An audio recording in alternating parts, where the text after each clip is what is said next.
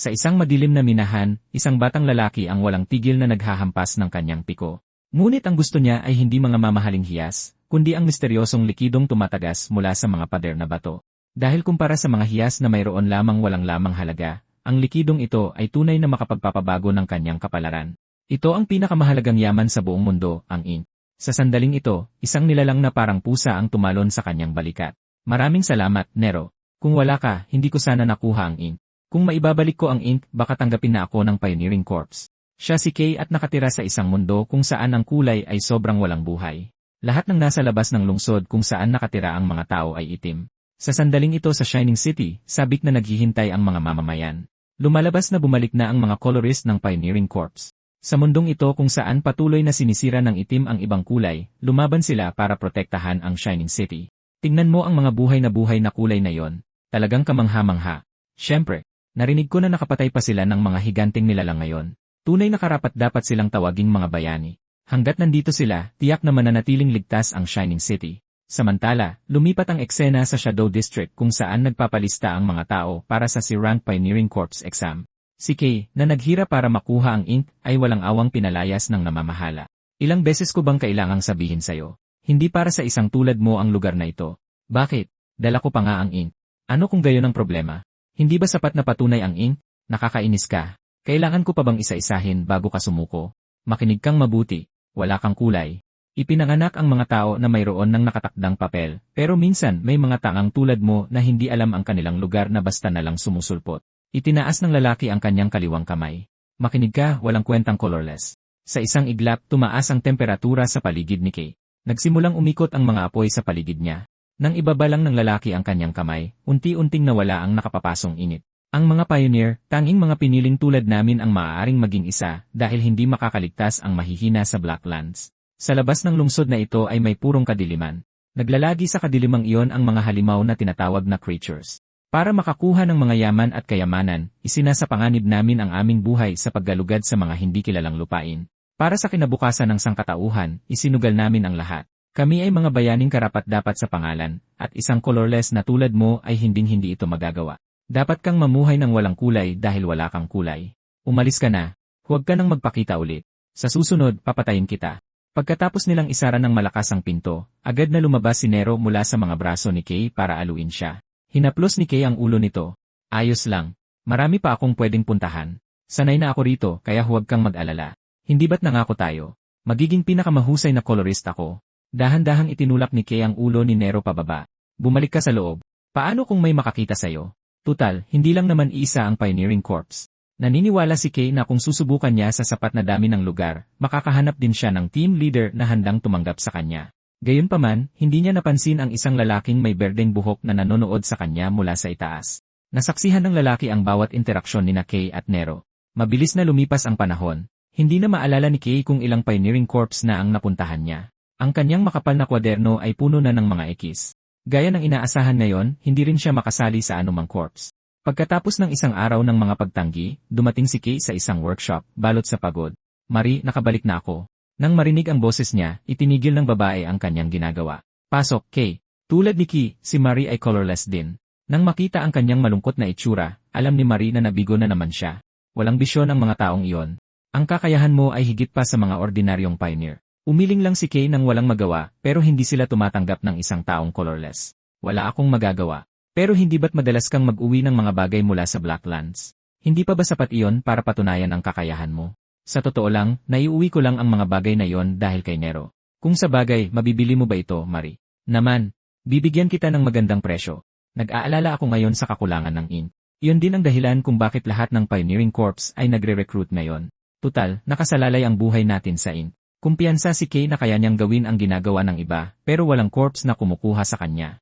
Nang marinig ito, tinanong ni Marie kung ikokonsidera niya ang corps na nabanggit niya dati, pero sa tingin ni Kay ay masyadong ambisyoso iyon. Huwag kang magsabi ng mga ganyang nakapanghihina ng loob. Paano mo malalaman ang resulta kung hindi mo susubukan? Ito ay isang pambihirang pagkakataon. Lumalabas na ito ang recruitment notice para sa S-Rank Down Pioneering Corps, na malinaw na nagsasabing base sa kakayahan. Nag-aalangan si Kay na magpalista dahil pakiramdam niya ay mabibigo siya. Tutal, S-Rank Corps iyon. Patuloy siyang kinukumbinsi ni Marie. Magandang pagkakataon ito. Subukan mo lang. Pinapahalagahan nila ang lakas doon. Baka kilalanin ka nila. Hindi ba't sabi mo pangarap mong maging isang colorist? Pangarap mo na ito mula pagkabata. Ano man ang gawin mo, palagi kitang susuportahan. Matapos ang kanyang pagpapalakas ng loob, sa wakas ay nabawi ni Kay ang kanyang kumpiyansa at nagpasya siyang magpalista sa Dawn Pioneering Corps. Gayunpaman, kaunti na lang ang oras bago ang pagsusulit at marami pa rin kailangang ihanda si Kay. Nang bibili na sana siya ng mga gamit na yon, biglang nagpakita ng kakaibang kilos si Nero sa loob ng kanyang damit. Sa sandaling ito, hindi napansin ni Kay na sa eskinita sa likuran niya, may isang lalaking tahimik na dumampot ng sandata, at ito ay walang iba kundi ang lalaking nagmamasid sa kanya kanina sa core. Nang maramdaman ni Kay na may mali, huli na ang lahat. Halos kasabay ng paglingon niya, tinamaan na siya ng atake. Hindi namatay ang colorless na to. Sumablay ka ba kanina? Hindi na mahalaga. Tutal, siguradong mamamatay din siya. Walang pakialam kung mawala ang isang colorless na tulad niya. Bago mawala ng malay, ang tanging nakita ni Kay ay ang desperadong pag-iyak ni Nero. Matapos ang hindi malamang tagal, sa wakas ay nagising si Kay. Sa ngayon, hawak siya sa ibabaw ng isang lawan ng itim na tubig. Minalas ka talagang ihulog dito ng buhay. Ito ang ink waste na nabuo sa paghahalo ng mga tinta ng iba't ibang kulay. Lubhang nakamamatay ito sa mga tao. Kapag nahulog ka dyan, kahit buto mo ay hindi matitira. Kaya wala nang mas magandang lugar para magtapon ng bangkay. Nagpupumigla si Kay at nagtanong, sino ka? Bakit mo ako inatake? Nang marinig ito, umiti ng may kasakiman ang lalaki. Alam mo ba? Nagulat din ako. Hindi ko inasahan na makakahanap ako ng ganitong kayamanan sa Shadow District. Isa ka palang nilalang na may talinong tulad ng tao. Bihira lang yan.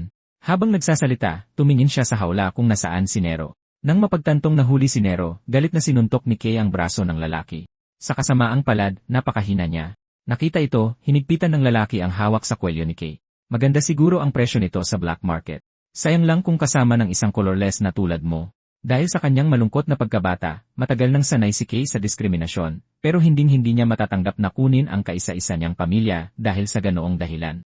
Tigilan mo ang kalokohan mo. Para bang naimpluwensyahan ng kanyang emosyon, may bahagyang itim na nagsimulang lumabas sa katawan ni Kay. Sa sandaling lumitaw ang itim, matinding kaba ang sumalakay sa puso ng lalaki.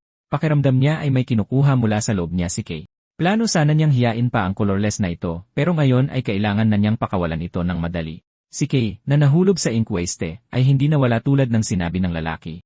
Desperado niyang gustong iligtas si Nero, ngunit hindi na sumusunod ang kanyang katawan. Hindi niya akalain na ganito kabilis magtatapos ang buhay niya. Matinding pag-ayaw ang sumusuporta sa natitira niyang kamalayan. Hindi pa niya natutupad ang pangakong iyon. Sa sandaling ito, may narinig siyang kakaibang boses. Anong ginagawa mo? Bakit wala kang ginagawa? Tanggapin mo. Gawin mo ang kaya mo. Huwag ka lang maghintay ng kamatayan. Hinihintay ka ni Nero na iligtas siya. Tanggapin mo, Kay. Tanggapin mo ang kulay na tunay na para sa'yo. Sa paglaho ng boses, lahat ng ink waste ay pumasok sa katawan ni Kay.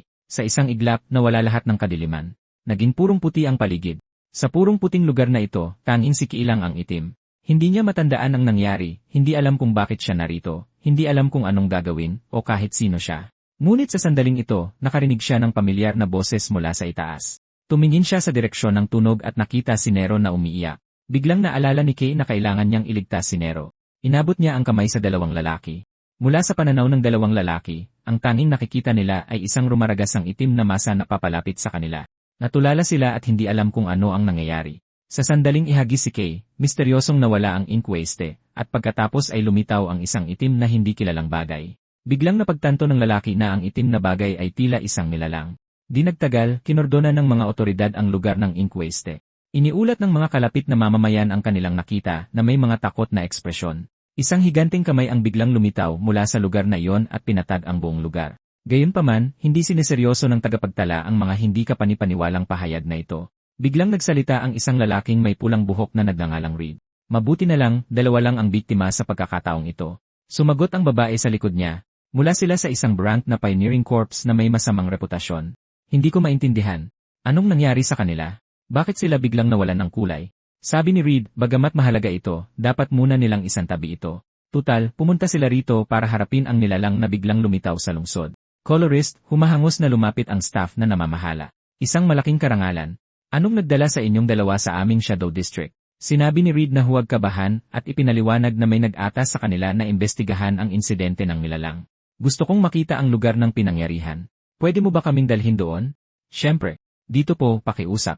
Pagdating sa lugar, nagsimula silang maghanap ng mga bakas. Sa kanilang pagkagulat, mayroon talagang mga bakas na iniwan ng isang nilalang, ngunit kamakailan lang ay natunton na nila ang mga lokasyon ng lahat ng naiulat na higanteng nilalang. Kaya isang nilalang ang biglang lumitaw sa lungsod ng ganito. Kahit na nasa labas ito ng lungsod, kakaiba pa rin. Tutal, ang karaniwang nakikita sa lungsod ay maliliit na uri na hindi nakakapinsala. Nag-aalala si Lavian kung may bagong mutation na nangyari, ngunit sabi ni Reed, masyado pang maaga para magbigay ng konklusyon. Ngayon ang mas mahalaga, paano nila susundan ang nilalang na iyon? Medyo mahirap yan. Dahil ayon sa mga bakas na naiwan sa lugar, ang higanteng nilalang na iyon ay tumakas na patungo sa Blacklands. Pagkaraan ng hindi malamang tagal, nagsimulang tawagin ni Kay si Nero nang unti-unti siyang magkamalay. Nang makitang gising na siya, umakyat si Nero sa ulo niya at dinilaan ang kanyang buhok. Ang unang ginawa ni Kay paggising ay hawakan si Nero. Nero, masaya akong ligtas ka. Matapos makumpirmang ligtas si Nero, sinimulan ni Kay alalahanin ang nangyari. Naaalala niya na itinapon siya sa tinta ng pesteng lalaking iyon, napasok sa isang kakaibang lugar, at sa huli ay naging isang bagay na itim. Habang iniisip ito, biglang tumingin si Kay sa kanyang mga kamay. Halos hindi siya makapaniwala na nagkaroon siya ng kulay mula sa basurang tinta na iyon. Hindi niya alam kung paano ito nangyari. Bigla, napansin ni Kay na tila napakadilim ng paligid. Nagtataka siya kung nasaan siya. Sa sitwasyong ito, mayroon lang isang paraan para kumpirmahin ang kanyang kasalukuyang lokasyon. Nero, kailangan ko ng tulong mo. Pagkatapos niyang magsalita, tumalon si Nero sa ere at nagsimulang umikot ng mabilis. Sa isang iglap, nawala ang lahat ng itim sa katawan nito, na napalitan ng maningning na puti. Gamit ang liwanag na ito, madaling nakita ni Lee ang paligid. Nang makita niya ang mga nilalang na iyon, tulala siya. Noon niya lang natuklasan na nasa Blacklands pala siya. Higit pa rito, nasa rehiyon siya ng Black Forest, na para lang sa mga Y-rank o mas mataas na pioneer. At saka, dahan-dahang lumalapit sa kanya ang mga nilalang sa paligid. Dahil walang pagpipilian, dali-dali niyang kinuha si Nero at tumakas mula sa mapanganib na lugar na ito. Bagamat si Kay, bilang isang tao, ay halos hindi makita ang mga nilalang na nakatago sa dilim, kaya itong makita ng kumikinang na si Nero. Sa mga babala ni Nero, naiwasan ni Kay ang mga panganib na nag-aabang sa kadiliman. Ito ang dahilan kung bakit kahit wala siyang kulay, nakakakuha siya noon ng tinta mula sa Blacklands. Matapos huminahon, sa wakas ay may napansin si Kay na kakaiba. Napakaganda ng kanyang pisikal na kondisyon. Kahit matagal na siyang tumatakbo, hindi siya nakakaramdam ng pagod. At kumpara sa dati, kapansin-pansing mas maliksi ang kanyang mga galaw. Masyado pang malakas ang nagagamit niyang puwersa kung hindi siya mag-ingat. Habang hindi maiwasan ni Kay na mamangha, narinig niya ang apurahang babala ni Nero. Lumalabas na may isang nilalang na tahimik na lumapit sa kanya. Pero sa sitwasyong ito, wala siyang paraan para iwasan ang malapitang ataking ito. Agad siyang sumangga gamit ang kanyang braso, pero ang mga ngipin ng nilalang ang siyang nabasag. Ang nilalang ay tumakas sa takot. Natigilan si Kay, hindi inaasahan na umabot sa ganitong antas ng lakas ang kanyang katawan. Naghanda na siya para sa malubhang pinsala, ngunit walang nangyari. Ito ba ang kapangyarihan ng kulay? Pero bago pa siya makapagdiwang, narinig niya ulit ang babala ni Nero. Isang dambuhalang nilalang ang lumitaw sa kanyang harapan. Nang makita niya ito ng malinaw, totoong nataranta si Kay. Ang nilalang sa harap niya ay isang Cyclops, isang maninila na lumilitaw lamang sa kailaliman ng Black Forest. Bago pa malaman ni Lee kung bakit narito ang Cyclops, bumagsak na ang kamao nito. Sa dami ng nangyayari sa maikling panahon, hindi agad nakakilos si Lee. Nang makitang tinamaan si Lee, mabilis na lumipad si Nero sa tabi niya. Sa kabutihang palad, dahil sa kapangyarihan ng kulay, hindi gaanong nasaktan si Lee.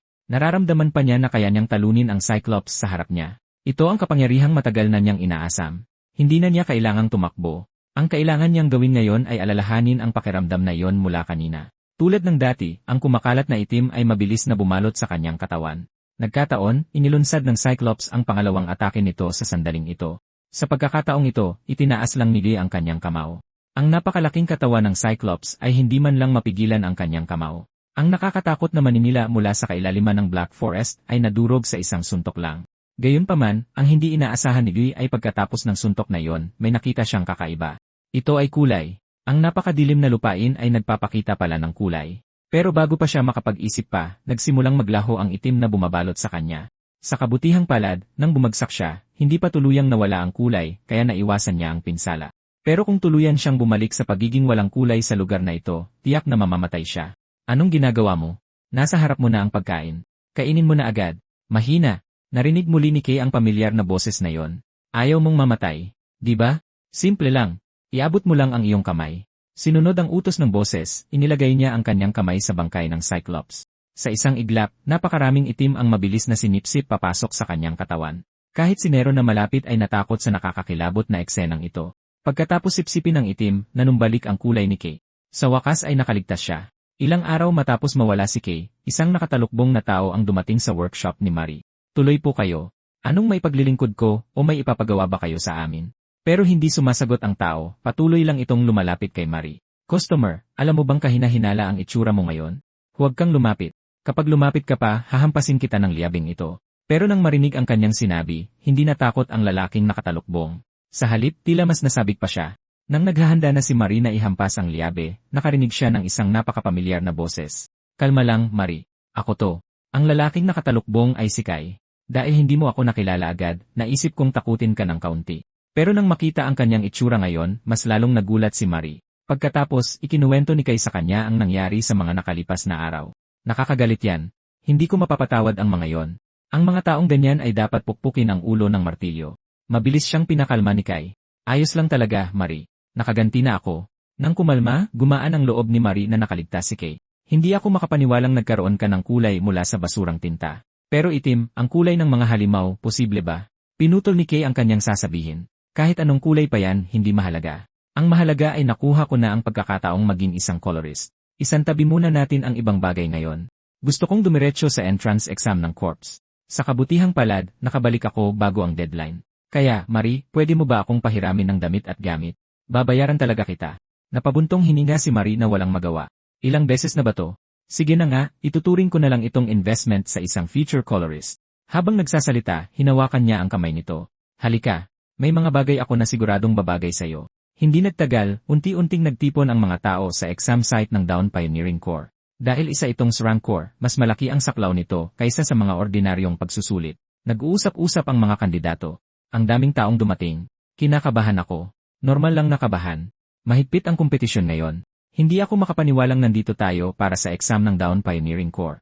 Napakhirap ng pinagdaanan natin. Para sa ating mga pioneer, hindi ba't pangarap ng lahat na makasali sa isang top corps? Bilang SRANK Dawn Pioneering Corps na may maraming colorist, sila ang may pinakamaraming nagawa sa pag-explore sa Blacklands. Sila talaga ang pag-asa ng Shining City. Dahil dito, maraming malalakas na kandidato ang naakit sa pagsusulit ngayon, kabilang na ang pangalawang anak na babae ng isang tradisyonal na color family at isang kilalang bounty hunter. Mayroon pang ang ilan na nagkamit ng malaking tagumpay sa mga nakaraang pioneering activities. Gayunpaman, ang pinakapansin-pansin sa kanila ay si Gele. Iniisip ng maraming kandidato na sigurado na siyang papasa sa pagsusulit. Napakalakas niya. Sabi-sabi, kaya niyang magpatumba ng maraming creature mag-isa. Pero may chismis na malupit siya at madalas gumawa ng gulo. Dahil dito, pinalayas siya ng dati niyang core. Nang marinig ito, nagmayabang ang isang kandidato, takot ba kayo? Sa kaunting ensayo lang, ang talunin ang isang tulad niya ay napakadali lang. Nasa likod mo lang siya. Bakit hindi mo sabihin yan ng harapan sa kanya? Mukhang hindi magandang ideya yan. Sa katunayan, narinig lahat ni Gele ang sinabi nila pero wala siyang pakialam na sumagot. Nakakainip. Pumunta lang ako dahil narinig kong SRANK Corps exam ito. Ito na lang ba lahat? Mga ordinaryong pipitsugin lang. Walang ni isa man lang na pumukaw sa atensyon ko. Kung may pipiliin man siyang masasabing kalaban, yung babaeng yun lang. Si Ellie Shen, ang pangalawang anak na babae ng pamilya Shen. Biglang tumunog ang loudspeaker sa venue, atensyon sa lahat ng kandidato. Magsisimula na ngayon ang entrance exam ng Dawn Pioneering Corps. Pagkatapos ng anunsyo, 3 tao ang dahan-dahang naglakad papunta sa gitnang platform. Walang duda, ang 3 ito ay mga colorist ng Dawn Pioneering Corps. Narinig ko na naging matagumpay sila sa kamakailang pagpuksa sa giant creature. Hindi ko inaasahan na lalabas sila sa preliminary exam. Pinapahalagahan talaga ng Dawn Pioneering Corps ang recruitment na ito. Ngayon lang ako nakalapit ng ganito sa kanila. Napakabigat ng pressure. Iba talaga ang isang SRANK Corps. Matapos senyasan ang lahat na tumahimik, nagsalita ang lalaki. Hello sa lahat. Salamat sa pag-sign up sa aming Dawn Pioneering Corps entrance exam. Naniniwala ako na lahat ng nakatayo dito ay may kanya-kanyang misyon at layunin. Para man sa pera, kasikatan, o iba pa, wala sa mga iyan ang mahalaga. Ano man ang gusto ninyong makuha ay nangangailangan ng katumbas na lakas. Gusto lang namin yung mga tunay na nagtataglay ng lakas. Tanging mga napakalakas lamang ang kwalipikadong pumasok sa Blacklands kasama namin. Hindi namin kailangan ng mga basta-basta lang. Kaya huwag na tayong mag-aksaya ng oras at magsimula na. Siguro nahulaan nyo na. Ang preliminary exam ay isang elimination round. Para sa mga pioneer, ang kakayahan sa pakikipaglaban ang pinakamahalaga. Sa labas ng lungsod ay isang mundo kung saan kinakain ng malakas ang mahina. Ang mga mahihina ay kamatayan lang ang kahaharapin. Kaya patunayan nyo ang tunay nyong lakas dito. Pipili ako kung sino ang uusad sa susunod na round base sa resulta ng unang elimination round. Ngayon, yung mga tatawagin ang numero, pakiakyat sa arena. Ang unang laban ay number 126 laban sa number 286. Hindi inaasahan, si Gele ang unang sasabak. Pinag-uusapan ng mga kandidato na lagot ang kalaban niya. Sa sandaling ito, hindi maitago ni Gele ang ngiti sa kanyang mukha. Sa wakas ay mararanasan na niya ang kasabikan ng labanan. Pero nang makita niya ang kanyang kalaban, bigla siyang natigilan dahil ang number 286 sa tapat niya ay mukhang may dalang panganib. At saka, masasabi niyang kulang sa karanasan sa laban ang kalaban niya dahil ang buong tindig nito ay puno ng butas. Bahala na. Kung maghihintay pa ako, pareho lang din namang nakakainip ang magiging resulta. Dahil nakahanda na ang entablado, hindi na kailangang magpigil pa. Nang makitang iwinasiwas ni Gele ang kanyang espada, maraming nasa ibaba ang namangha. Yan ang espada ni Gele. Hindi ako makapaniwalang kaya niyang gumamit ng espada ng ganoon kahusay sa murang edad. Isa siyang tunay na henyo. Handa ka na ba? Magsisimula na ako. Subukan mong salagin ang mga atake ko. Kung hindi mo kaya, huwag mo akong sisisihin kung hindi ako magpipigil. Habang nagsasalita si Gele, sumugod siya sa kanyang kalaban. Tulad ng inaasahan niya, halos walang tunay na karanasan sa laban ang kanyang kalaban. Kaya sa tingin niya, ang isang tama ng espadang ito ang magpapasya sa laban. Pero ang hindi niya inaasahan ay naunang tumama ang kamao ng lalaki, saktong-sakto sa mukha niya. Bukod pa roon, napakalakas ng suntok. Tumalsik siya palabas mismo ng arena. Sa isang iglap, lahat ay natulala at hindi makapagsalita sa eksenang ito. Dahil si Gele, na halos isang paa na ang nasa loob ng Dawn Pioneering Corps, ay natalo sa pinakaunang laban, at ginamit lang ng kalaban niya ang isang suntok para mawalan siya ng malay. Ang kalaban ni Gele ay walang iba kundi si Kay. Sa sandaling malaglag ang sombrero ni Kay, lahat ay natigilan. Namamalik mataba ko. Itim ang buhok ng lalaking ito. Iyon ay kaparehong itim ng mga creature. Paano nagkaroon ng ganitong kulay ang isang tao? Kapangyarihan ba ng itim ang tumalo kay Gele? Nang makita ang reaksyon sa paligid, hindi maiwasan ni Kay na magtaka, may ginawa ba siyang mali? Matapos talunin si Gele, ang itim na buhok ni Kay ay naging bangungot ng lahat. Walang sinuman ang makapilit sa kanya na gamitin ang buong lakas niya. Para sa mga kalaban niya, isa siyang ganap na baliw. Dahil walang anumang teknike si Kay, sumasalag lang siya, umaatake, at direktang sumusugod sa kanila. Wala rin siyang anumang magagarbong skill. Tanging mga simpleng kamao lang ang meron siya. Pero, ito mismo ang estilo ng pakikipaglaban na nagpapanalo sa lahat ng laban niya. Magaling ang lalaking yan. Siya ang pinakamahusay sa lahat ng aplikante ngayon. Dagdag pa, siya ang unang itim na lumitaw. Panahon na lang ang hihintayin bago kumalat ang balita. Bakit hindi natin samantalahin ang pagkakataong ito para i-recruit siya? Habang pinag-uusapan ng tatlo ang sitwasyon ni Kay, isang pamilyar na boses ang narinig mula sa likuran nila. Salamat sa inyong lahat sa pag-aasikaso sa exam na ito. Salamat sa inyong pagod. Ang mga kararating lang ay walang iba kundi sina Reed at Lavian, na dating nag-imbestiga sa inquest. Team Leader Reed, anong ginagawa niyo rito? Napadaan lang ako kaya dumaan ako. Maayos ba ang takbo ng exam? Akala ko ba pinuntahan mo para asikasuhin ang komisyon na yon? Wala pa ring progreso yon. Nahihirapan pa rin ako roon. Siya nga pala, may mga magagaling bang kandidato sa exam na ito? May asahan ka ngayon. Bukod sa anak na babae mula sa pamilyang Shen, may isang napaka-espesyal na kandidato. Pero bago pa nila masabi kung sino yung isa, napansin na ni Reed si Kay sa ibaba. Itim. Gaya ng inaasahan, napansin mo agad. Tinalo niya ang isa pang sikat na top candidate at nanalo sa lahat ng laban niya sa pamamagitan ng pagdomina sa kanila. Maaari na siyang ituring na bagong core member. Gayunpaman, biglang nagsalita si Lavian. Team Leader Reed, posible kayang siya na nga. Pagkatapos ng insidenteng iyon, biglang lumitaw ang isang bagong kulay.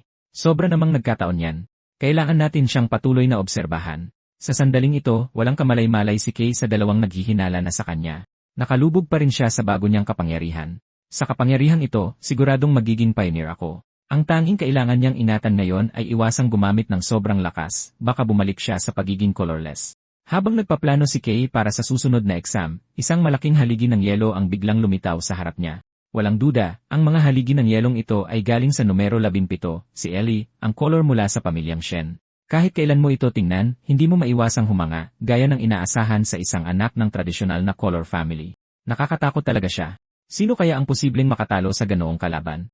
Nang marinig ang usapan sa paligid, hindi maiwasan ni Kay na mapatingin ng ilang beses habang dumadaan si Ellie. Gayunpaman, ang kanyang hayagang pagtitig ay natural na nakakuha ng atensyon ni Ellie. Hindi tulad ni Kay, kahit napansin na siya, hindi man lang natinag ang tingin ni Ellie, na lalong nagpataka kay Kay kung may nagawa ba siyang ikinagalit nito.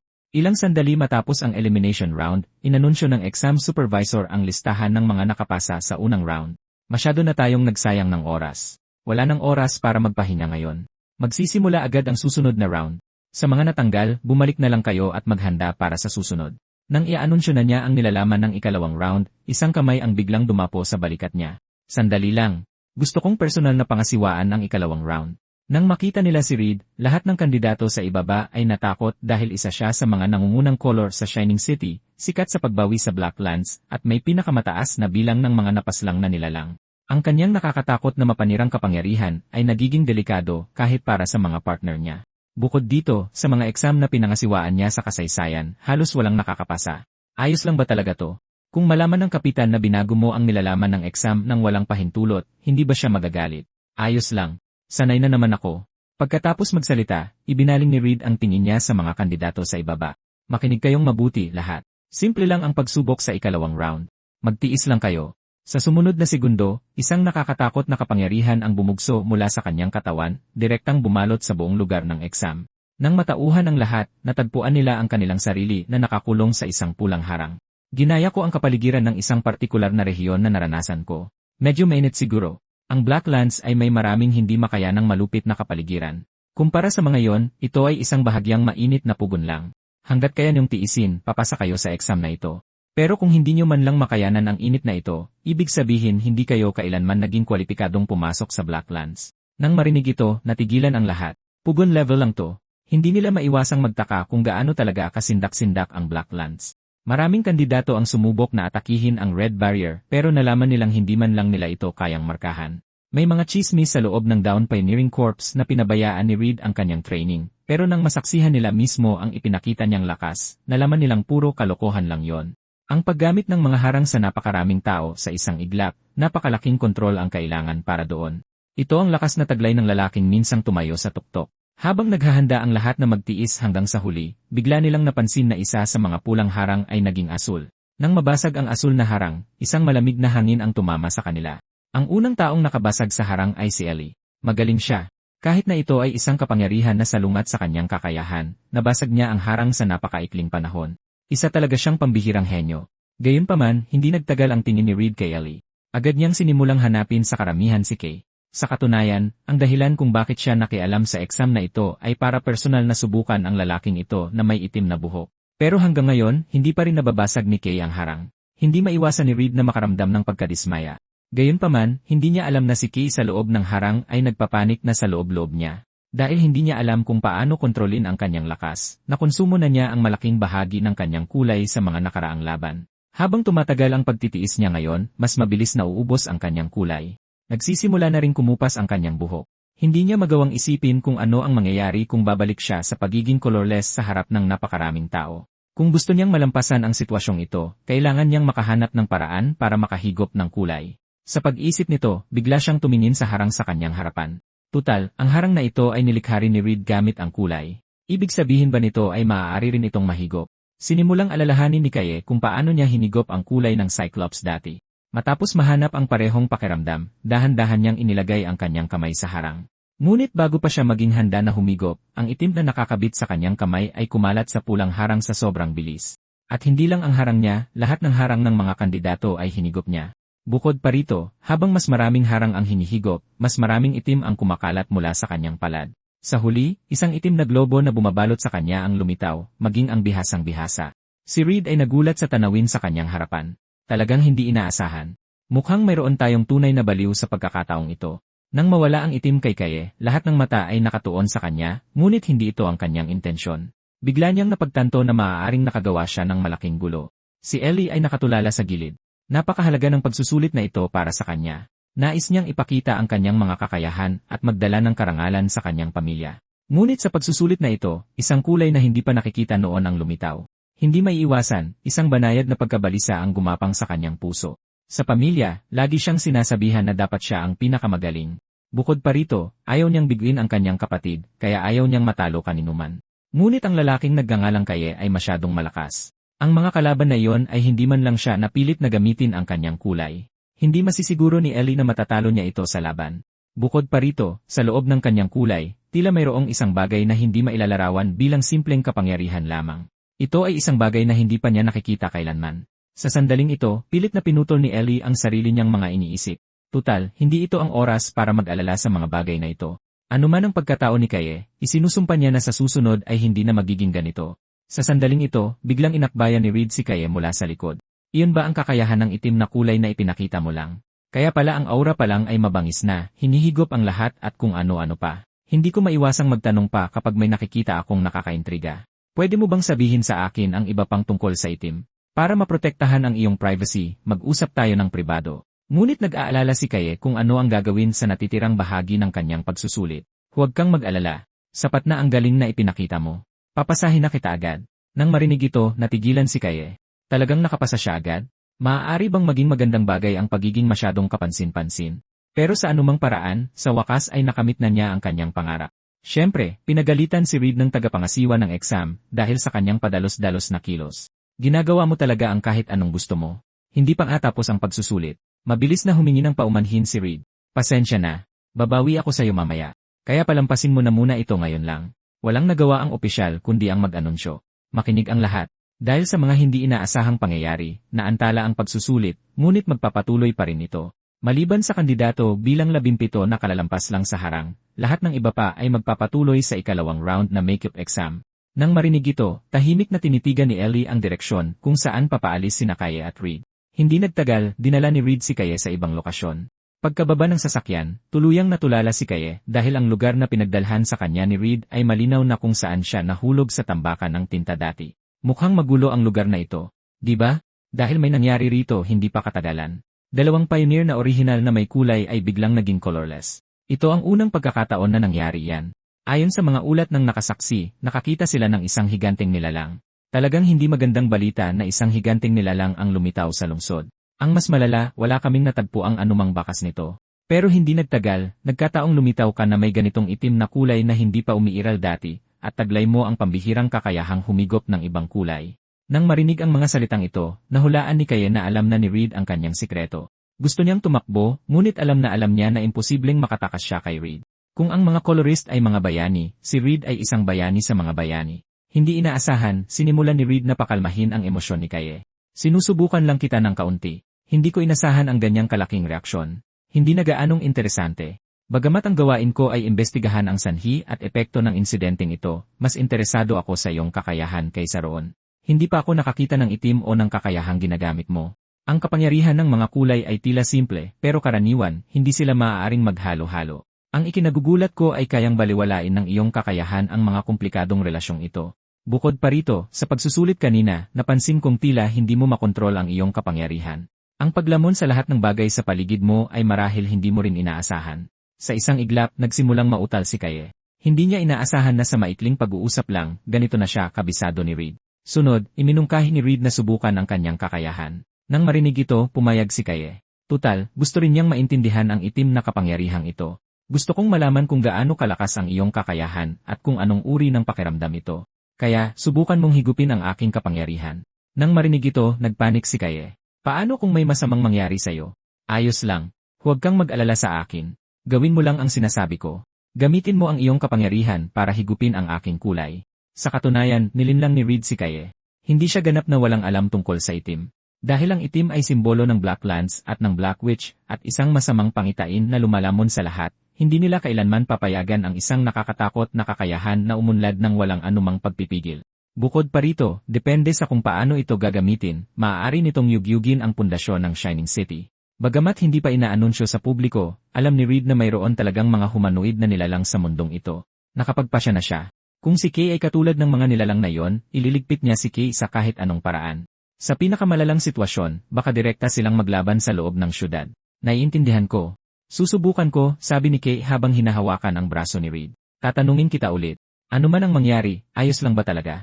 Pagkatapos makuha ang kanyang pagsang-ayon, sinimulan ni Kay na higupin ang kulay niya. Pagkatapos niyang paganahin ang kanyang kakayahan, malinaw niyang naramdaman ang isang napakatingkad na pulang bumubuhos sa kanyang katawan. Habang dahan-dahang dumadaloy ang kulay sa kanyang katawan, pakiramdam ni Kay ay para siyang nakalubog sa tunaw na lava. Halos kaagad, nawalan siya ng kontrol sa sarili niyang katawan. Pero gaano man karami ang kanyang higupin, ang pulang nasa harap niya ay tila walang hanggan. Sa maikling pagdikit na ito, naramdaman din ni Reed na ang itim sa loob ni Kay ay labis na nagugutom, patuloy na hinihigop ang kanyang kulay ng walang patid.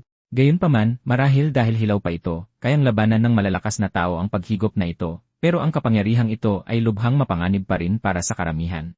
Alam ni Reed na ang ipinakita ni Kay sa ngayon ay hindi pa ang kabuuan ng kanyang kakayahan. Lubos niyang gustong malaman kung paano gagamitin ni Kay ang mga kulay na hinihigop niya. Habang iniisip niya ito, biglang kumalat ng walang kontrol ang itim mula kay Kay, at may kahalo itong maraming pula. Halos kasabay ng pagbawi ni Reed sa kanyang kamay, ang kulay kay Kay ay tuluyang nagwala. Ang kalahati ng kanyang katawan na pinaghaharian ng itim ay tila nakikipag-agawan kay Kay para sa kontrol ng kanyang buong katawan. Sa puntong ito, kung pagbabasihan lang ang itsura, hindi kalabisan na tawaging isang nilalang si Kay. Ngayon lang natiyak ni Reed na ang higanteng kamay na lumitaw noong araw na iyon ay kagagawa ni Kay, ngunit wala siyang panahong pag-isipan iyon ngayon. Ang kailangang gawin kaagad ay pigilan si Kay bago siya muling magwala. Pero isang segundo bago pa man siya kumilos, may napansin siyang kakaiba. Lumalabas na kahit ang boses sa loob ni Kay ay patuloy na naghahangad sa matingkad na pula sa harap niya, hindi naapektuhan si Kay ng boses na yon. May malay pa rin siya at pinipilit na bawiin ang kontrol sa kanyang katawan. Sa sumunod na segundo, napilitang lumabas ang itim at pulang nakadikit sa kanyang katawan. Kahit ang isang kasing eksperyensado ni Reed ay hindi inaasahan na mangyayari ito. Sa sandaling ito, mabigat ang paghinga ni Kay. Hindi niya rin alam kung bakit nagwala ang kapangyarihang ito, at nangyari pa ito sa harap mismo ng maalamat na si Reed. Kinikilabutan si Kay sa pag-isip pa lang nito. Alam niyang kailangan niyang humanap ng paraan upang maunawaan ang kapangyarihang ito. Pasensya na po talaga. Medyo naparami po ang nahigop kong kapangyarihan kanina, kaya medyo nataranta ako. Nagtagumpay po ba ako? Nang marinig ito, hindi napigilan ni Reed na tumawa. Talagang interesante. Sapat na ang mga pagsubok sa ngayon. Siya nga pala, alam mo namang ako ang namamahala sa insidenteng nangyari sa lugar na ito. Dahil tinanggap ko ang trabaho, kailangan kong tulungan silang hanapin ang salarin. Kung hindi ako nagkakamali, mukhang ang suspect ay nakatayo mismo sa harapan ko. Paalala ko lang, maraming tao ang interesado sa kasong ito, at masyado kang agaw pansin.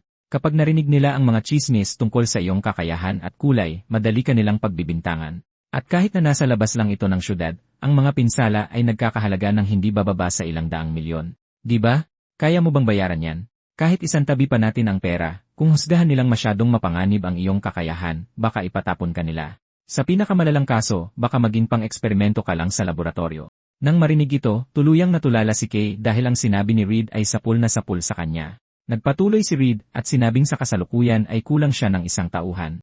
Kung gusto mong magtrabaho sa ilalim ko, marahil. Bago pa man siya matapos, nakapagpasya na si Kay. Kayo na po ang bahala sa akin. Pero hindi tinutulungan ni Reed si Kay na ayusin ang mga bagay na ito ng libre. Hinihiling niya na tuparin ni Kay ang ilang mga kondisyon. Sa paningin ni Kay, mas mabuti na ang kahit ano kaysa magkaroon ng napakalaking utang o maging paksa ng eksperimento sa isang laboratorio. Kaya pumayag siya ng hindi nag-isip. Gayunpaman, isang nakakakilabot na tawa ang umabot sa kanyang pandinig. Talaga? Talaga bang handa kang gawin ang kahit ano? Matapos maging tauhan ni Reed, hindi nagtagal ay nagkaroon si Kay ng kanyang unang misyon sa paggalugad. Dahil ito ang kanyang unang misyon, hindi maiwasang medyo kabahan siya. Itim ang buhok. Hindi ka ba mapakali? Pinapakaba mo rin ako. Hindi ka ba pwedeng umupo ng maayos? Kahit na pangarap ni Kay na sumali sa mga misyon ng paggalugad bilang miyembro ng Pioneering Corps, ang dalawang kasama niya sa tabi ay walang dudang winasak ang kanyang pantasya. Tutal, ang isa ay mukhang may marahas na pag-ugali at palaging bastos magsalita sa iba. Ang isa naman ay isang binibini mula sa isang tradisyonal na pamilya ng kulay na tila minamaliit ang lahat. Lumalabas na pagkatapos ng kanilang pag-uusap noong araw na iyon, sinabihan ni Reed si Kay na sumama sa kanya sa susunod na paggalugad. May napili na akong lugar na gagalugarin. Kailangan ko ng tulong mo. Sa sandaling yon, natigilan sa gulat si Kay. Tutal, alam ng lahat na si Reed ay isang nilalang na mas nakakatakot pa kaysa sa mga nilalang. Huwag kang mag-alala. Hindi kita ipapadala ng mag-isa. Sasali rin ang mga bagong piling rookie. Hindi magtatagal, i-anunsyo ng Pioneering Corps ang ruta ng paggalugad para sa operasyong ito. Sasabihin ko sa iyo ang mga detalye mamaya. Kailangan mo lang ayusin ang iyong oras at pumunta sa itinakdang lokasyon sa itinakdang oras. Pagkatapos ay umalis si Reed, iniwan si Kay na nakatulala. Ilang araw makalipas, nang sumakay siya sa sasakyan, nalaman niyang kasama rin niya sa misyon ng paggalugad na ito sina Gail at Ellie. Sinasabing dahil sa pakikialam ni Reed, lumitaw ang mga hindi makontrol na variable sa panahon ng pagsusulit. Para sa kapakanan ng pagiging patas, lahat ng kandidato ay binigyan ng pangalawang pagkakataon. Sa prosesong ito, ilang napakalakas na kandidato ang nakapasa sa mas mahigpit na karagdagang pagsusulit at naging miyembro ng Pioneering Corps. Tungkol naman kay Ellie, na may pinakamagandang resulta sa pagsusulit, kusa siyang humiling na sumali sa team ni Reed. Sa sandaling ito, umalingaw na naman sa sasakyan ang nagmumurang boses ni Gail. Hindi ko akalain na mapapahiya ako dahil sa isang tangang tulad mo. Minaliit lang kita noon. Sa susunod, siguradong hindi ka na magiging ganyan kaswerte. Pagkatapos ng paggalugad na ito, siguradong hahamunin kita. Kung wala lang si Lady Lavian sa likod ko, dinurog na sana kita ngayon din. Hindi inaasahan, biglang nagsalita si Ellie para putulin ang sinasabi niya. Pinapayuhan kitang tumigil na dahil kahit anong gawin mo, patatalsikin ka lang niya sa isang suntok. Wala kang panama kay Kay. Sayang lang ito sa oras. Nang marinig ito, agad na sumiklab sa galit si Gail. Hindi inaasahan ni Kay na magsasalita talaga si Ellie para tulungan siya.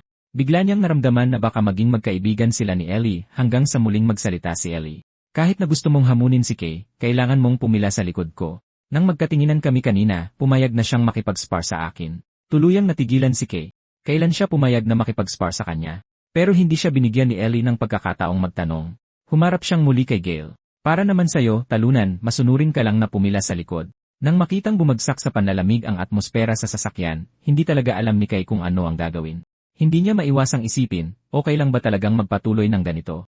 Dala ang pagdududang ito, palapit ng palapit ang armored vehicle sa frontline base. Pagdating sa destinasyon, nagmamasid si Inang may pagtataka. Ito ang unang beses niyang makarating sa frontline ng Dawn Pioneering Corps. Dahil, karaniwan, mag-isa siyang pumupuslit sa Blacklands. Sa unang pagkakataong makita ang sukat ng supply ng isang L-rank Pioneering Corps, hindi niya maiwasang mabigla. Sa sandaling ito, may daliring dahan-dahang kumalabit sa pisngi niya. Bakit ka tulala dyan? Doon niya lang natuklasan na narito rin si Marie. Ito ang una mong misyon. Siyempre, kailangan kong pumunta at sumama rin si Nero. Pagkatapos magsalita ni Marie, lumabas si Nero mula sa loob ng kanyang damit. Salamat sa pag-aalaga kay Nero. Para sa akin, wala lang yon. Pamilya ko na rin si Nero. Siya nga pala, nagkaroon din ako ng pagkakataong sumali sa Dawn Pioneering Corps. At sa mga kakayahan ko, hindi rin ako masama rito. Kaya magiging maganda ito sa karanasan ko habang sila'y nagkakamustahan. Nagsimulang tumawag ang organizer na namamahala sa exploration activity na ito. Malapit na ang oras ng pagtitipon. Pumunta na kayo ritong lahat, bilis. Papasok na tayo sa Blacklands, at dahil si Nero ay isa pa ring nilalang. Nag-aalala si Kay na kung isasama niya ito sa eksplorasyon, kasama ang iba, may malaking panganib na malantad ito. Kaya patuloy niyang hiniling kay Marie na alagaan si Nero. Bago umalis, pinaalalahanan siya ni Marie na huwag kumilos ng padalos-dalos at mag-ingat. Pagkatapos magpaalam kay Kay, agad niyang sinimulang aliwin si Nero sa kanyang mga braso. Hindi inaasahan, tumadyak si Nero gamit ang dalawang paa at tumalon palabas sa kanyang yakap. Tatawagin na sana ni Marie si Kay, pero bigla niyang naisip na kung matutuklasan si Nero, baka mas mapanganib pa. At bago pa niya masabi kay Kay, direktang sumisid si Nero sa kanyang anino. Sa sandaling iyon, natigilan si Marie. Kailanman ay hindi pa siya nakakita ng ganito. Nang sasabihin na niya sana kay Kay ang nangyari, tumingala siya at nakitang nakalayo na ito, nakikipag-usap sa ibang pioneer na may mga kulay, nag-aalala na siya bilang isang walang kulay ay maaaring magdulot ng gulo kay Kay. Tahimik na lang siyang nagdasal sa kanyang puso na manatiling ligtas sina Kay at Nero. Hindi nagtagal, dumating ang Dawn Pioneering Corps sa itinalagang lokasyon. Maghanda ang lahat. Papasok na tayo sa Blacklands. Tandaan, sa panahon ng eksplorasyon, laging dapat unahin ang kaligtasan. Ayon sa mga ulat ng reconnaissance, may mga mapanganib na nilalang na hindi kilala ang pagkakakilanlan na lumitaw sa District 21. Dito rin natuklasan ang bangkay ng isang A-rank na nilalang, kaya napakadelikado rito. Nasa kalagitnaan ng pagsasalita si Arancia nang may isang taong nagmamadaling lumapit para mag-ulat. Lagot. Kinuha ni Team Leader Raid ang isang grupo ng mga baguhan at umalis sa pangunahing puwersa. Sabi niya, iniiwan niya ang eksena sa iyo, Team Leader Arancia. Sa sandaling iyon, nakaramdam si Arancia ng matinding sakit ng ulo. Ginagawa na naman ng lalaking yon. Sana maiuwi niya ng ligtas ang mga batang iyon. Sa kabilang banda, dinala na ni Raid si Kay at ang dalawa pa sa kalaliman ng kadiliman. Team Leader, mukhang sa ibang lugar nagpunta ang exploration team. Okay lang po ba ito? Siyempre, okay lang. Iba naman talaga ang destinasyon natin sa kanila. Nang marinig ito, tahimik na lang na nagreklamo si Kay. Pero habang naglalakad, bigla siyang may napansing mali. Teka, bakit kayong dalawa sumunod? Ang pagkakatanda ko, ako lang ang dinala ni Team Leader Reed. Nang marinig ito, nagalit ng husto si Gale. Paano ako matatalo sa isang katulad mo? Sumingit din si Ellie mula sa gilid. Hindi lahat ay nakakakuha ng gabay mula kay Team Leader Reed. Hindi ko hahayaang suluhin mo ang mga benepisyo. Ipinaliwanag ni Reid na hindi niya partikular na tinawag si Kay dito para gabayan siya. Okay lang na sumunod kayo. Hindi naman kayo malubhang masasaktan dahil nandito ako. CJ, oras na para kumilos tayo. Ganoon na nga, sa ilalim ng mapagmasid na mata ni Reid, nagsimulang manghuli ang tatlo sa mga nilalang sa paligid. Bilang pangalawang anak na babae ng isang tradisyonal na pamilya ng kulay, mas malinis at mas mahusay ang mga galaw ni Ellie kaysa sa dalawa. Pero kahit ganoon, nakakaramdam pa rin siya ng malaking pressure. Ito ang pakiramdam na ibinibigay ng Blacklands sa mga tao, isang nakakasakal na kapaligiran at walang katapusang mga halimaw. Ito ay isang bagay na hindi maikukumpara sa ordinaryong combat training. Kaya mula pa sa simula, binalaan ni Ellie ang kanyang sarili na kontrolin ng wasto ang kanyang kapangyarihan at iwasang maubos ng tuluyan ang kanyang kulay. Ginagawa niya ito para sa mas epektibong pagkilos sa huli at dahil ayaw niyang matalo kay Yi. Gayunpaman, nang hindi sinasadyang masulyapan niya si Yi, agad siyang may napansing kakaiba. Kay, bakit hindi ka gumagamit ng spoit? Hindi ka rin gumamit nito noong entrance exam. Gayunpaman, simple lang ang sagot ni Kai. Dahil wala akong spoit. Masyadong mahal, at sa tingin ko ayos lang kahit wala, kaya hindi pa ako gumamit ng spoit. Sa sandaling iyon, hindi lang si Ellie na nagtanong, pati si Gale, na nakikinig mula sa gilid, ay natulala. Anong ibig sabihin ng hindi kailanman gumamit ng spoit? Ang spoit ay isang mahalagang sandata para sa mga pioneer kapag lumalaban sa mga nilalang. Para matagumpay na mapasuko ang mga nilalang, maaari lamang silang kulayan ng paunti-unti ng mga pioneer gamit ang isang spoit. At ang hindi paggamit ni Kay ng spoit ay nangangahulugang literal niyang pinapatay ang mga nilalang gamit ang kanyang mga kamao. Sa pag-isip nito, nanginginig sa galit si Gale. Hindi niya matanggap na napatumba siya sa isang suntok ng isang taong hindi man lang gumagamit ng spoil. Hayop ka! Isang araw, bubugbugin kita. Nang makitang nag-aaway ang kanyang mga miyembro, walang intensyon si Reed na pigilan sila. Tutal, parehong tunay na henyo sina Gale at Ellie, at kayang pasiglahin ni Kay ang paglago ng dalawang henyo ng sabay. Napakaganda nito. Sa tingin niya, mas lalong magiging interesante ang mga bagay-bagay. Pagpatuloy niyo lang yan. Malapit na tayo sa ating destinasyon. Tapusin na natin to ng mabilis at saka kumain. Pagkatapos ng ilang sagupaan, sa wakas ay natapos na nila ang lahat ng kalapit na nilalang. Nakikita silang lahat na humihingal, pabirong sinabi ni Reed, hindi pa nagsisimula ang totoong laban. Huwag kayong masyadong magpagod. Mayroon kayong 10 minuto para magpahinga, pagkatapos ay alis na tayo kaagad. Hindi ko inaasahang gagamit ako ng ganito karaming kulay dito pa lang, sabi ni Gale habang inilalabas ang isang bote ng berdeng tinta. Hindi maiwasang hulaan ni Kay na ang iniinom niya ay ang tinatawag na personal ink.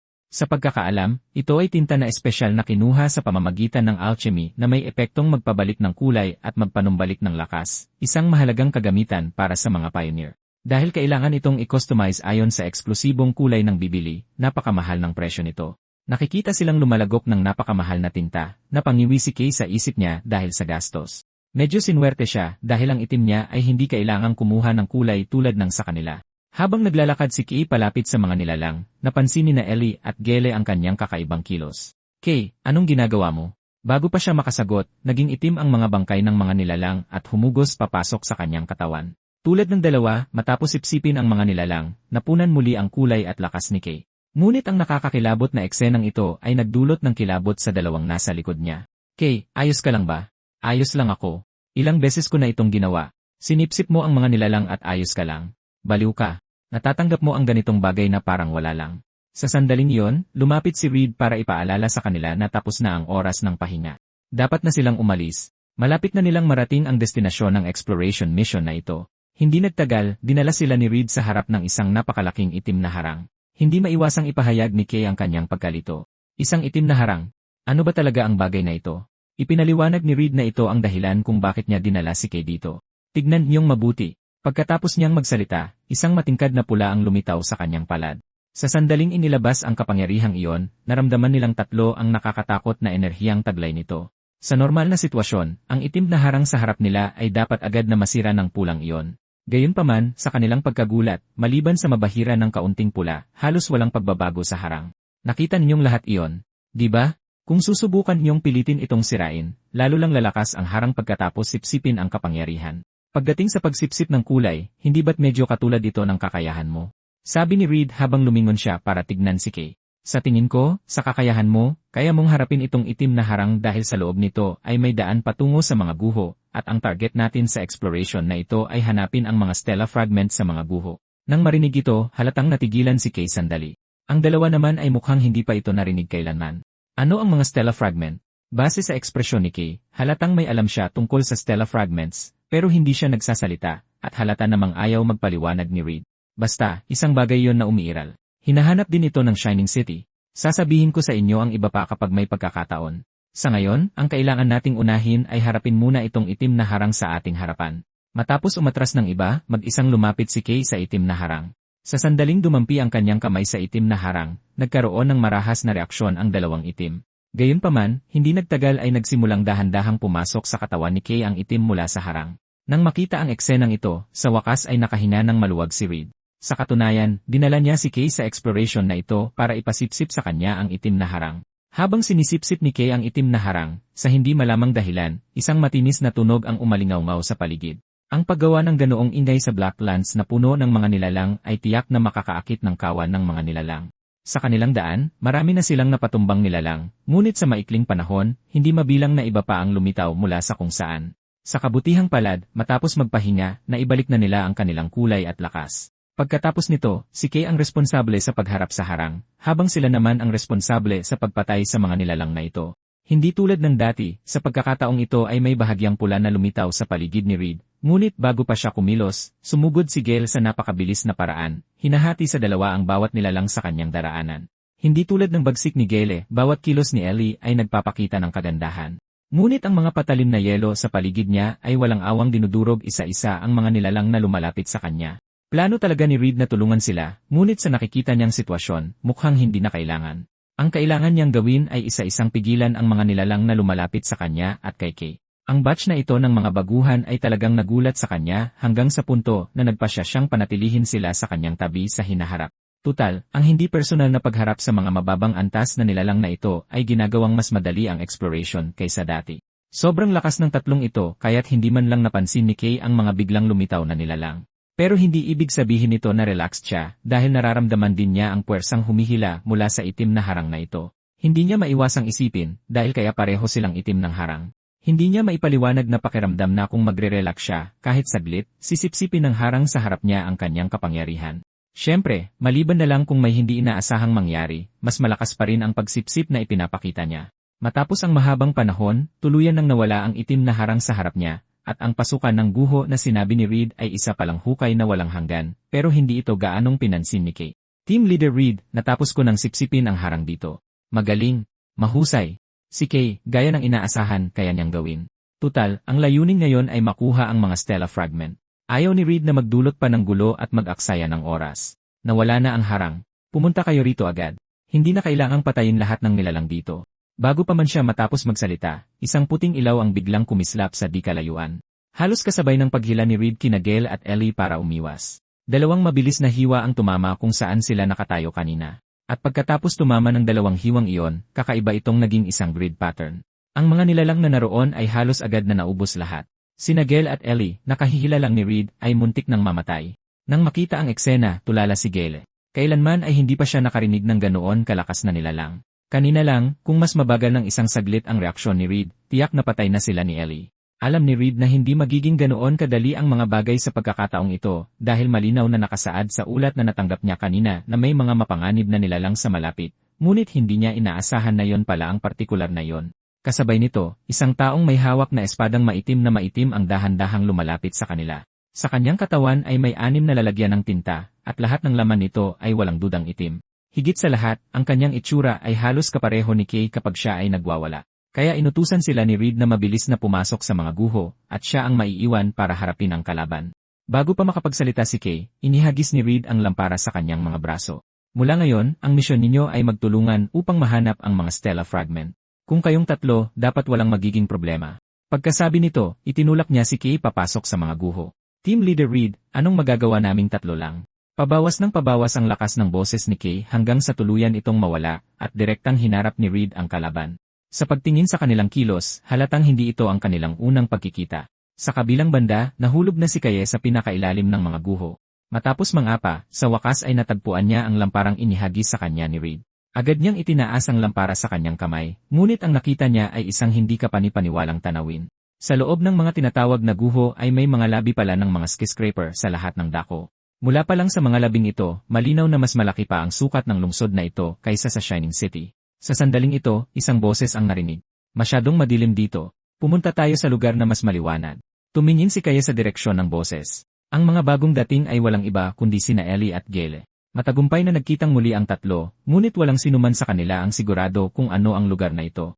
Yung bagay na tinatawag na Stella Fragments ay nasa isang lugar sa mga guhong ito. Saan natin hahanapin ang ganyang bagay? Hindi ko maalam kung ano ang bagay na yon.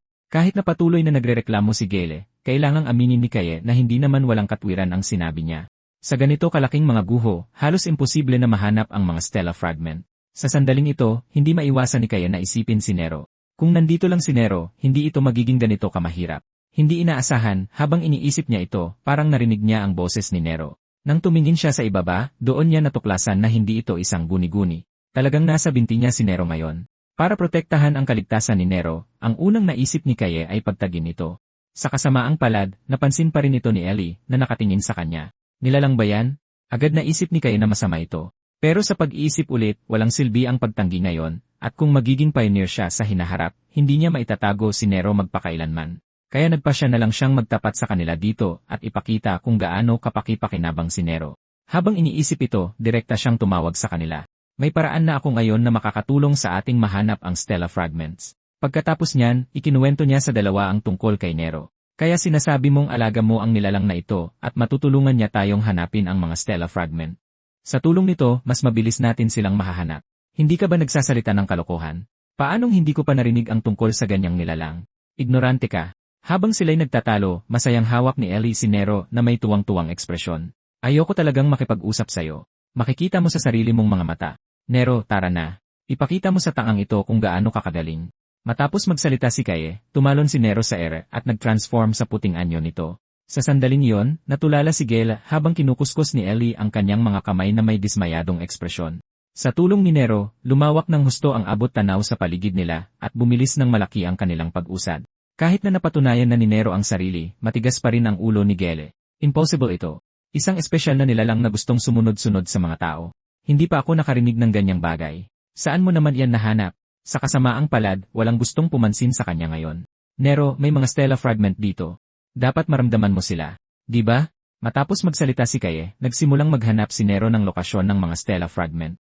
Hindi nagtagal, sa mundong ito na puno ng itim, nakahanap si Nero ng ilang piraso na naglalabas ng puting liwanag. Nang makitang biglang bumilis si Nero, agad na napagtanto ni Kaye na nakahanap ito ng palatandaan sa mga Stellar Fragment. Sinundan nila si Nero ng ganito, naglakad sa mga guhong ito ng matagal. Sa wakas, huminto si Nero sa tila pasukan ng isang kuweba. Hindi inaasahan ni Kaye na nasa ganoong lugar ang mga Stellar Fragment. Mapang-asar na nagsalita si Gale. Ano pang inaatubili mo? Kung takot ka, maiwan ka na lang. Napipi si Kaye at sinabing hindi siya takot. Ganoon na nga, sinundan nila si Nero papasok sa kuweba. Di tulad ng sirasirang tanawin sa labas, ang sinaunang sibilisasyon dito ay tila mahusay na napreserba, at ang lugar na ito ay mas malaki at mas maluwag pa kaysa sa inaakala nila. Iniisip nila kung ano dati ang lugar na ito. Habang pinagmamasdan nila ang paligid, biglang nagbago ng direksyon si Nero at lumipad diretsyo patungo sa isang malaking pinto. Nang makitang huminto si Nero doon, alam ni Kaye na may natuklasan ito. Ngunit bago sila makalapit, isang malaking bagay ang humarang sa kanilang daan. Nang makita ito, kusa silang umatras ng kalahating hakbang, gulat na nakatingin sa tanawin sa kanilang harapan. Ang nakatayo sa kanilang harapan ay isang higanting automaton na may tinta sa dibdib. Nilalang din ba ang bagay na ito? Paano't iba ang hitsura nito?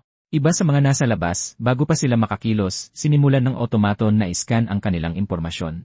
Pagkatapos ng bawat scan, gumagawa ito ng kakaibang code batay sa kanilang kulay. Gayunpaman, sa ngayon, ang kakaibang automaton na ito ay hindi nagpakita ng anumang agresyon. Iniscan at kinikilala ba ng bagay na ito ang ating mga kulay? Ang hindi inaasahan ng lahat ay hindi matukoy ang code ni Kaye. Bigla, naglabas ng babala ang automaton. Natukoy ang kulay ng Black Witch, itinuring na mapanganib na elemento, dapat puksain kaagad. Sa sumunod na segundo, inatake ng automaton si Kaye. Dahil masyadong biglaan ang lahat ng pangyayari, walang oras si Kaye para umilag, ngunit nagawa pa rin niyang harangin ang atake gamit ang kanyang braso bago ito tumama. Anong nangyayari? Bakit bigla itong umatake habang nagsasalita? Nang matauhan, sabay din kumilos sina Ellie at Gale. Ano man ang dahilan, dahil ito ang unang umatake, durugin natin ito. Ngunit sa di malamang dahilan, tila si Kaye lang ang tinitingnan ng automaton bilang kalaban. Bukod pa rito, sobrang tigas ng katawan ng automaton na ito. Kaya nitong direktang makipagbanggaan kay Kaye. Kahit sa unang sagupaan, tila may bahagyang kalamangan ang automaton. Bago dumating ang pangalawang bugso ng atake ng automaton, sa wakas ay tumama ang mga atake ni Gale at Ellie. Ngunit mabilis na natuklasan ni Ellie na ang kapangyarihan ng kanyang kulay ay walang epekto sa automaton. Hindi niya maiwasang magtaka, dahil ba hindi isang nilalang ang automaton sa harap nila, kaya hindi gumagana ang kulay. Matapos tumingin sa paligid, tinutok niya ang posibleng kahinaan, ang tinta sa dibdib ng automaton. Habang abala ang automaton sa pagharap sa kanilang mga atake, sumugod din si Kaye. Matapos ang nakaraang pagkabigo, sinimulan niyang subukang atakihin ang mas mahihinang dugtungan ng automaton. Hindi inaasahan, ang automaton na depensa lang kanina ay biglang nagsimulang umatake muli kay Kaye. Sa pamamagitan ng pagsusuri kanina, natuklasan ni Kaye na kahit ang mga dugtungan ng automaton ay napakatigas. Bigla niyang naisip na kung magagamit niya ang galaw na tumalo sa Cyclops, baka gumana ito. Ngunit dahil masyadong malakas kumonsumo ng tinta ang galaw na yon, sinubukan niyang balutin lamang ang kanyang kamao sa itim.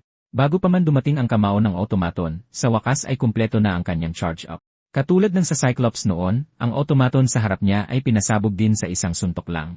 Nang makitang tuluyang bumagsak ang automaton, sa wakas ay nakahinga na ng maluwag ang tatlo. Pero napansin ni Kay na kahit wasak na ang halos buong katawan ng automaton, mukhang buo pa rin ang lalagyan ng tinta sa dibdib nito. Sa pag-iisip na mahilig si Marie magsaliksik ng mga ganitong bagay, balak niyang iwi ang core na ito para sa kanya.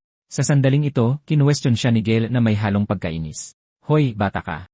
Ano yung galaw na yun kanina? Kung kaya mo palang gamitin yon, bakit hindi mo ginamit kanina? Pinagsayang mo ako ng napakaraming kulay. Sumagot si Kay nang hindi nagpapatalo. Anong karapatan mong sabihin yan ng buong kumpiyansa? Samantala, nagtanong si Ellie na may pagtataka, Kay, hindi ba't ang kapangyarihan mo ay para lang sumipsip? Maaari mo bang ipaliwanag to? Gusto kong maging handa kapag nagsasanay tayo. Ipinaliwanag ni Kay na masyadong malakas kumonsumo ng kulay ang galaw na yon. Kung maaari lang, mas gugustuhin niyang hindi ito gamitin. Sa sandaling ito, napansin din nila na bumukas na ang mahigpit na nakasarang pinto sa likuran nila. Mula sa ipinapahiwatig ni Nero, malinaw na ang Stella Fragment ay dapat nakatago sa loob ng pinto. Walang makita sa loob. Ayos lang ba talaga? Dahil kamukha nito ang harang sa itaas, susubukan na sanang sipsipin ito ni Kay. Ngunit nang hawakan niya ang itim na ito, isang malaking bugso ng itim ang lumabas mula sa loob ng pinto. Padalos-dalos ka. Sinong nagsabing hawakan mo yan? Mag-inat ka. Agad silang lahat nahigop papasok sa pinto. Sa loob ng pinto ay isang purong itim na mundo. Ang mga kulay nila ay naging puti lahat dito. Anong nangyayari? Masyadong madilim dito. Walang makita kahit ano. Ayos lang ba kayong lahat? Sa sandaling ito, napagtanto ni Galen na nawala ang kanyang kulay. Nasaan ang kulay ko? Nawala ang kulay. Anong nangyayari? Bakit nawala ang lahat ng kulay? Habang nagsasagawa ng kanilang eksplorasyon ang Dawn Pioneering Corps, isang tao sa Shining City ang nababalisa. Nakaratig na sa konseho ang balita tungkol sa insidenteng itim noong exam. Yung lintik na bata na yon. Paanong nangyari to? Alam mo ba kung saan siya nagpunta? Kasalukuyang nasa misyon si Mr. Reed kasama ang batang iyon at pinapasabi niya na huwag kang makialam. Lintik. Itim yan. Paano niya nagawang magdala ng ganoong kapanganib sa labas? Nawala na ba sa sarili si Reed? Kahit bayani pa siya, sumobra na siya ngayon. Ngayon, kumalat na ang balita tungkol sa mga nilalang na lumitaw sa syudad. Halos hindi ko na napigilan pero nag-ingay na naman ang konseho. Nagtatanong pa sila kung nagsimula na ba ang Black Tide. Paano ko ito ipapaliwanag? Malilintikan ako nito. Walang paraan para ayusin ito, Camelia. Magsalita ka naman. Direktor, masyado kang mainit ang ulo ngayon. Mag-relax ka o baka mapunta ka na naman sa ospital. Naiintindihan ko ang iyong mga alalahanin pero huwag kang masyadong padalos-dalos. Hindi padalos-dalos kumilos si Reed. Ang babaeng nasa harapan niya ay walang iba kundi ang pinuno ng Dawn Pioneering Corps, si Camelia. Ang nagbabantay sa itim ay hindi basta-basta. Ito ay ang colorist na si Reed. Mayroon pa bang mas epektibong paraan para maging ligtas?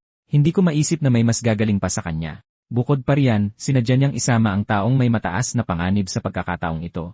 Maaari pa siyang makakuha ng hindi inaasahan. Kaya sa tingin ko, hindi tayo dapat mag-alala, bagkus ay magtiwala na lang sa kanya. Ngunit sa sumunod na segundo, biglang nagbago ang tono niya. Masyadong mapait itong kape. Alam kong hanggat nandyan si Reed, hindi mangyayari ang pinakamasama. Pero, bago pa siya matapos, muling sumingit si Camelia. Hindi ko talaga maintindihan kung bakit gustong-gusto ng lahat na uminom nito. Nang marinig ito, sumabog sa galit ang direktor. Camelia, maaari bang bigyan mo ng pansin ang usapan natin? Alam ko, hinaan mo ang boses mo. Hindi ako bingi. Alam ko kung bakit kagaanong nag-inat sa itim. Dahil ito sa Black Witch. Diba? Mapanganib ang itim, sumisimbolo sa kamatayan at takot, lalo na ang unang Black Tide na dulot ng mangkukulam. Halos maubos ang sangkatauhan noon. Naglitawan ng mga nilalang sa buong mundo, at binalot ng itim ang lahat na naging mga Blacklands. Ngunit babalik muli ang Tide. Kahit na napigilan ng lungsod ang ilang alon, malaki man o maliit, ang susunod na banta ay usapin na lang ng oras. Ang mga aktibidad sa pag-explore na desperado nating ginagawa ay para mabuhay. Tungkol naman sa malawakang anomalya sa paligid ng lungsod at ang paglitaw ng isang black holder, hindi pa natin makumpirma kung konektado sila. Ngunit isang bagay ang tiyak, para sa kinabukasan ng sangkatauhan, dapat nating subukan ang lahat ng posibleng paraan. Tulad ng sinabi ni Lady Luminous, gamitin ang lahat ng ating magagamit, kahit na ang itim. Kaya Direktor, pakiusap kumbinsihin mo ang mga miyembro ng konseho. Alam ng Direktor na tama siya. Mas madaling sabihin kaysa gawin yan. Hindi ko masisiguro ang tagumpay pero gagawin ko ang lahat ng makakaya ko. Marahil, ikot na ang Shining City sa batang ito mula ngayon. Samantala, nananatiling nakakulong si Kay at ang dalawa pa sa itim na espasyong iyon. Nawala ang mga kulay natin. Bakit hindi ka man lang nagbago? Paano ko malalaman? Siguro dahil pareho tayong itim. Matapos mawalan ng kulay, mabilis na napansin ni Gale at Ellie na may mali sa kanila. Kahit ang malakas na pagsasalita ay mabilis na umuubos ng kanilang lakas. Hindi maiwasang isipin ni Kai, ito ba ang unang beses na nawalan sila ng kulay? Mula nang pumasok sa kakaibang lugar na ito, may kutob na si Kai. Kung itutuon niya ang kanyang atensyon sa kanyang mga mata, nakikita niya ang mga bagay na hindi niya nakikita noon. Pero bago pa mapag-isipan ni Kay ang bagong kakayahang ito, may mga nakakakilabot na tunog na umalingaw sa paligid nila, kahit na napakahina nito. Agad na hinawakan ni Gale ang kanyang sandata. Ano yun? Magpakita ka. Napansin ni Kay na ang tunog na ito ay katulad ng madalas niyang marinig, pero may pagkakaiba. Sa hindi malamang dahilan, pakiramdam niya ay may masamang mangyayari. Sa sandaling iyon, isang batang babae ang biglang lumitaw. Halos kaagad, napansin siya ni Lee. Pero sa halip na tawagin siyang isang batang babae, mas mukha siyang isang nilalang. Bakit wala tayong narinig? Kailan pa siya lumitaw? Hindi nagsasalita ang batang babae, tahimik lang siyang nakaturo kay Lee. Halos kaagad, nilamon ng itim si Lee. Tapos ay nakakita siya ng mga kakaibang pangitain, isang malaking black hole na lumalamon sa lahat ng bagay sa paligid nito. Pagkatapos ay maraming nilalang ang lumitaw. Sa likuran nila ay nakatayo ang isang malaking itim na figura. Pagkatapos ay isang maliit na figura ang lumitaw, tila sinisipsip ang lahat sa paligid nito, at hindi siya mukhang tao o nilalang. Sa huli, lahat ng mga nilalang sa paligid ay tila sinipsip ng batang babaeng iyon. Dahil doon, lalong lumabo ang kamalayan ni Lee. Hindi na niya masabi kung ito ba ay katotohanan o alaala. Nakalimutan na rin niya kung sino siya. Bigla, isang puting figura ang lumitaw sa kanyang alaala, na tila nagsasabing, kailangan mo ba ng pangalan? Kung gayon, yun na ang magiging pangalan mo mula ngayon. Hanapin mo ang iyong sariling kulay at liwanag at ngunit sa sumunod na sandali, biglang naputol ang mga salita, at bumalik si Kay sa itim na espasyong iyon. Hindi niya alam kung ano ang mga pangitain iyon. Ang nararamdaman lang niya ngayon ay isang matinding sakit ng ulo, pero malinaw niyang naalala na ang huling lalaking nakita niya ay si Lumel. Sakto naman, narinig niya ang boses ni Gale at Ellie. Mga hayop kayo.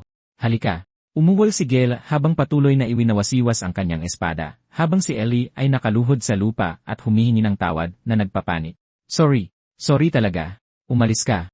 Mawala ka sa paningin ko. Sorry, Ike. Sorry talaga. Hindi ko na ulitin. Patawarin mo ako. Walang duda, pareho silang nasa masamang kalagayan. Napagtanto ni Ni na hindi na talaga sila pwedeng manatili pa rito. Sa kritikal na sandali, nag-anyong isang sinag ng liwanag si Nero at lumipad sa harap niya. Namangha siyang matuklasan na ang hindi matiis na lugar na ito ay walang epekto kay Nero. Pero mukhang balisa si Nero ngayon, na para bang sinasabi sa kanya na mayroong isang bagay doon.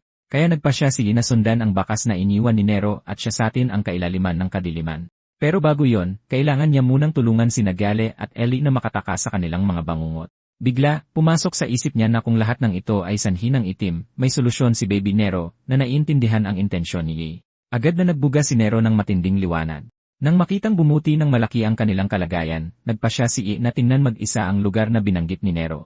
Pagkatapos ay sinundan niya ang bakas ni Nero patungo sa kailaliman ng kadiliman. Matapos maglakad ng matagal nang hindi nararating ang dulo, naging mausisa siya kung saan ba talaga patungo ang daan na ito. Dagdag pa, ang boses sa paligid niya ay patuloy na gumagawa ng ingay, nagsasabi ng mga bagay na hindi niya maintindihan. Sa sandaling iyon, sa wakas ay nakakita si I ng isang maningning na liwanag. Malinaw na iyon na dapat ang patutunguhan. Habang papalapit siya sa liwanag na iyon, lalong lumiliwanag ang paligid. Nang makita niya ng malinaw kung ano ang nasa harapan niya, alam ni Din na sa wakas ay tapos na ang misyon. Dahil ang kumikinang na bagay sa harap niya ay isang Stella Fragment. Kahit na magkamukha sila, ang Stella Fragment ay iba sa nakita ni Lee dati sa kulay ng liwanag at hugis. Hindi niya maiwasang isipin kung ang bawat Stella Fragment ba ay may sariling anyo, pero hindi na masyadong inisip ni Lee. Ang prioridad ngayon ay alisin ito mula rito. Tutal, ang lugar na ito na puno ng itim ay nagpaparamdam sa kanya ng sobrang pagkailang. Ang Stella Fragment sa harap niya ay nagliliwanag ng iridescent na puting ilaw. Sa sandaling hinawakan ito ni Kai, ang kanyang kakayahang sumipsip ay kusang gumana. Sa kabutihang palad, hindi ito nagtagal, kaya hindi ito gaanong pinansin ni Kai. Matapos alisin ang Stella Fragment, ang itim sa paligid ay nagsimulang maglaho ng paunti-unti. Noon lang napagtanto ni Kai na nasa isang malaking silid lang pala sila sa buong panahon. Nang makuha na niya ang Stella Fragment, nagkamalay na sina Gale at Ellie. Okay lang ba kayo? Tingnan nyo, nahanap ko na ang Stella Fragment. Ito ba yung sinasabi ni Team Leader Reed? Ang liit, ang dami niyang kulay. Nakakagulat yan. Habang sila ay tumitingin, si Nero ay tahimik na lumapit. Sa sandaling ito, walang nakapansin kay Nero na tahimik na ibinubuka ng malaki ang bibig nito. Ganoon na lang, sa ilalim ng tingin ng lahat, nilunok nito ang bagong kuha na Stella Fragment sa isang lagok. Sa sandaling iyon, natigilan silang tatlo. Ang Stella Fragment na pinaghirapan nilang makuha ay nilunok lang ni Nero. Sa sandaling iyon, tuluyang nawala sa sarili si Gale. Lentik, iluwa mo yan.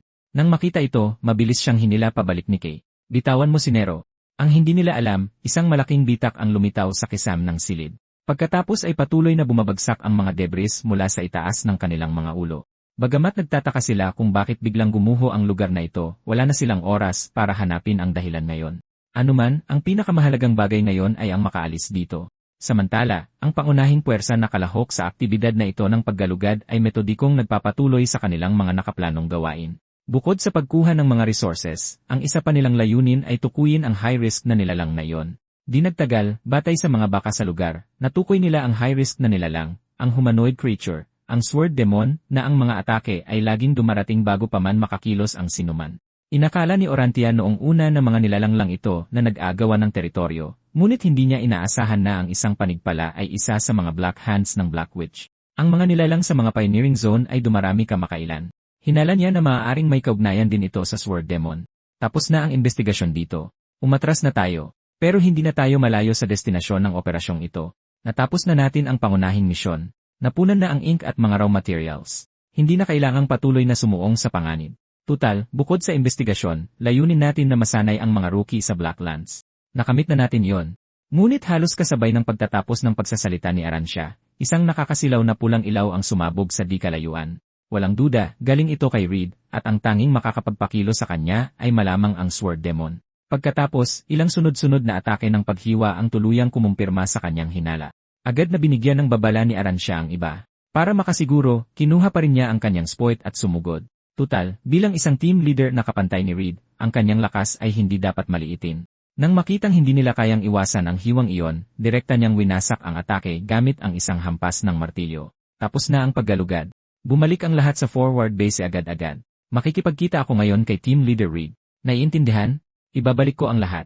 Team Leader Arancia, mag-ingat po kayo.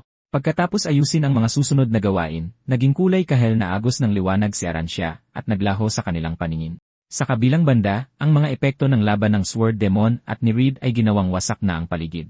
Ngunit kahit paano umatake ang Sword Demon, madali lang itong hinaharap ni Reed. Para makalamang sa laban, direktang inihagis ng Sword Demon ang spoit sa kanyang kamay. Tumama ito diretsyo kay Reed na parang bala. Hindi inaasahan, simpleng hinawakan ni Reed ng pahalang ang kanyang espada at madaling nasangga ang ataking ito. Si Reed na may hawak na spoit ay parang isang pader na hindi masisira, pero natural lang na hindi palalampasin ng Sword Demon ang pagkakataong ito. Sa sandaling ihagis niya ang kanyang spoit, sumunod siya agad sa likod nito. Hindi inaasahan, bahagyang itinaas lang ni Reed ang kanyang espada at madaling naharang ang mabangis na atake. Bago pa man mayalis ng Sword Demon ang kanyang espada, nakaramdam siya ng nakakapasong init. Lumalabas na naglagay na pala ng bitag si Reed habang nagdedepensa. Sa kasamaang palad, may pambihirang combat instincts ang Sword Demon, kaya't agad siyang nakalayo sa attack range ni Reed. Ngunit naiintindihan din niya na kung magtatagal ito, wala siyang laban kay Reed. Ang ganda ng pagkagawa ng pain na yon. Ngayon, tingnan natin kung maiiwasan mo ito. Lumalabas na mula pa sa simula, napansin na ni Reed na papunta si Arancia sa direksyong ito. At dahil masyadong nakatuon ang Sword Demon sa laban niya kay Reed, hindi niya inaasahan na may iba pang darating. Huli siyang lubos na walang kamalay-malay. Kahit na nagawa niyang harangin gamit ang kanyang espada sa unang sandali, masyadong malakas ang atake ni Arancia. Ang mga pader na bato sa likod niya ay halos tuluyang nawasak. Huli ka na. Muntik na akong mamatay. Huwag kang magsalita ng kalokohan. Kahit na malakas ang tama ko, duda ako kung ganoon lang siya kadaling mamatay. Gaya ng inaasahan, sa sumunod na segundo, lumabas ang Sword Demon. Pagkatapos ng laban na yon, 3 spoits na lang ang natira sa kanya. Kalmado pa ring nakikipag-usap si Reed kay Arancia. Ayos lang. Basta gumamit ka lang ng kaunting kulay, madali nating matatalo ang nakakainis na taong ito. Huwag mong isiping magpetiks-petiks. Nakahinga rin ng maluwag si Arancia na dumating siya bago magseryoso si Reed. Sa totoo lang, karamihan sa mga colorist, kasama na siya, ay ayaw siyang lumaban ng seryoso. Pagkatapos, naghanda si Arancia na lumaban. Wala nang laban ang Sword Demon kay Reed. Kung idadagdag pa si Arancia, sa critical na sandaling ito, may boses na nanggaling sa butas sa likuran. Malapit na tayo. Kaunting tiis pa. At ilang sandali matapos ang boses na yon, isang kamay ang lumitaw sa bukana. Nakatakas din tayo sa wakas. Ito ang unang pagkakataon na naramdaman kong napakabait ng Blacklands. Talagang hindi ko pero bago matapos si Kay, napansin niya ang kakaiba sa paligid nila. At sa sandaling tuminala siya, 3 peres ng mata ang nakatuon sa kanya. Naku po. Sa lahat ng pagkakataon, agad sumugod sina Reed at Arancia papunta sa kanila. Umalis kayo. Huwag niyo siyang harapin ng direkta. Dahil mas malapit ang Sword Demon, nagbabala lang si Reed sa kanila sa unang pagkakataon. Tutal, sa bilis nila ngayon, talagang hindi nila maililigtas ang 3 bago sila maabutan ng Sword Demon. Pero, sa kasamaang palad, likas na nag-react si Nagel at Ellie, hindi sa pamamagitan ng pag-iwas, kundi sa pag-atake. Simpleng humampas lang ng isang beses ang Sword Demon at tuluyang winasak ang kanilang mga spoit. Nang makitang itinaas muli ng Sword Demon ang kanyang espada, iisang isip ang pumasok sa kanilang isipan, mamamatay sila rito. Tutal, paano mahaharangan ng katawan ng tao ang isang espadang kayang pumutol kahit sa mga spoit? Sa kritikal na sandali, binalot ni Kay ng itim ang kanyang kanang kamay, sumugod sa harap nila, at hinarang ang atake para sa kanila. Ngunit ang galaw na ito na laging gumagana noon ay tuluyang pumalya ngayon. Bumagsak siya. Sa sandaling yon, tunay na nagpanik sina Gale at Ellie. Ngunit bago pa sila makakilos, sinipa ng Sword Demon si Gale sa tiyan. Pagkatapos ay lumipat siya kay Ellie at sinunggaban siya sa leg. Ang buong kilos niya ay ginawa sa isang tuloy-tuloy na galaw. Kahit sina Reed at Aransya ay walang pagkakataong kumilos. Napilitan lang silang huminto sa kanilang kinatatayuan. Umatras kayo. Huwag niyong habulin. Nasaan ang susi? Ibigay mo sa akin o papatayin ko siya. Sumulyap si Reed kay Kay na nakahandusay sa lupa. Naputol ng Sword Demon ang kanyang kanang kamay. Hayop ka. Sa isang iglap, isang napakalakas na presyon ang nagmula sa kanya. Ngunit may hawak na hostage, walang anumang takot na nararamdaman ang Sword Demon. Sa kritikal na sandaling ito, biglang gumalaw ang kamay ni Kay. Magdesisyon ka na, sabi ng Sword Demon habang hinihigpitan ang hawak. Sa sandaling yon, biglang napansin ni Reed at Aransya. Nakatayo na pala ulit si Kay. Nang makaramdam ng mali, agad lumingon ang Sword Demon. Ngunit nang makita niya si Kay sa likod niya, tuluyan siyang natigilan. Sino ka? Sa sandaling ito, si Kay ay puro itim sa buong katawan. Sa ngayon, mas mukha pa siyang nilalang kaysa sa Sword Demon. Hindi rin makapaniwala ang Sword Demon na may makakatayo pa pagkatapos matamaan ng kanyang atake. At higit sa lahat, lumitaw ang itim sa isang tao. Sa ilalim ng kanilang mga tingin, muling binuo ng itim ang braso para kay Kay.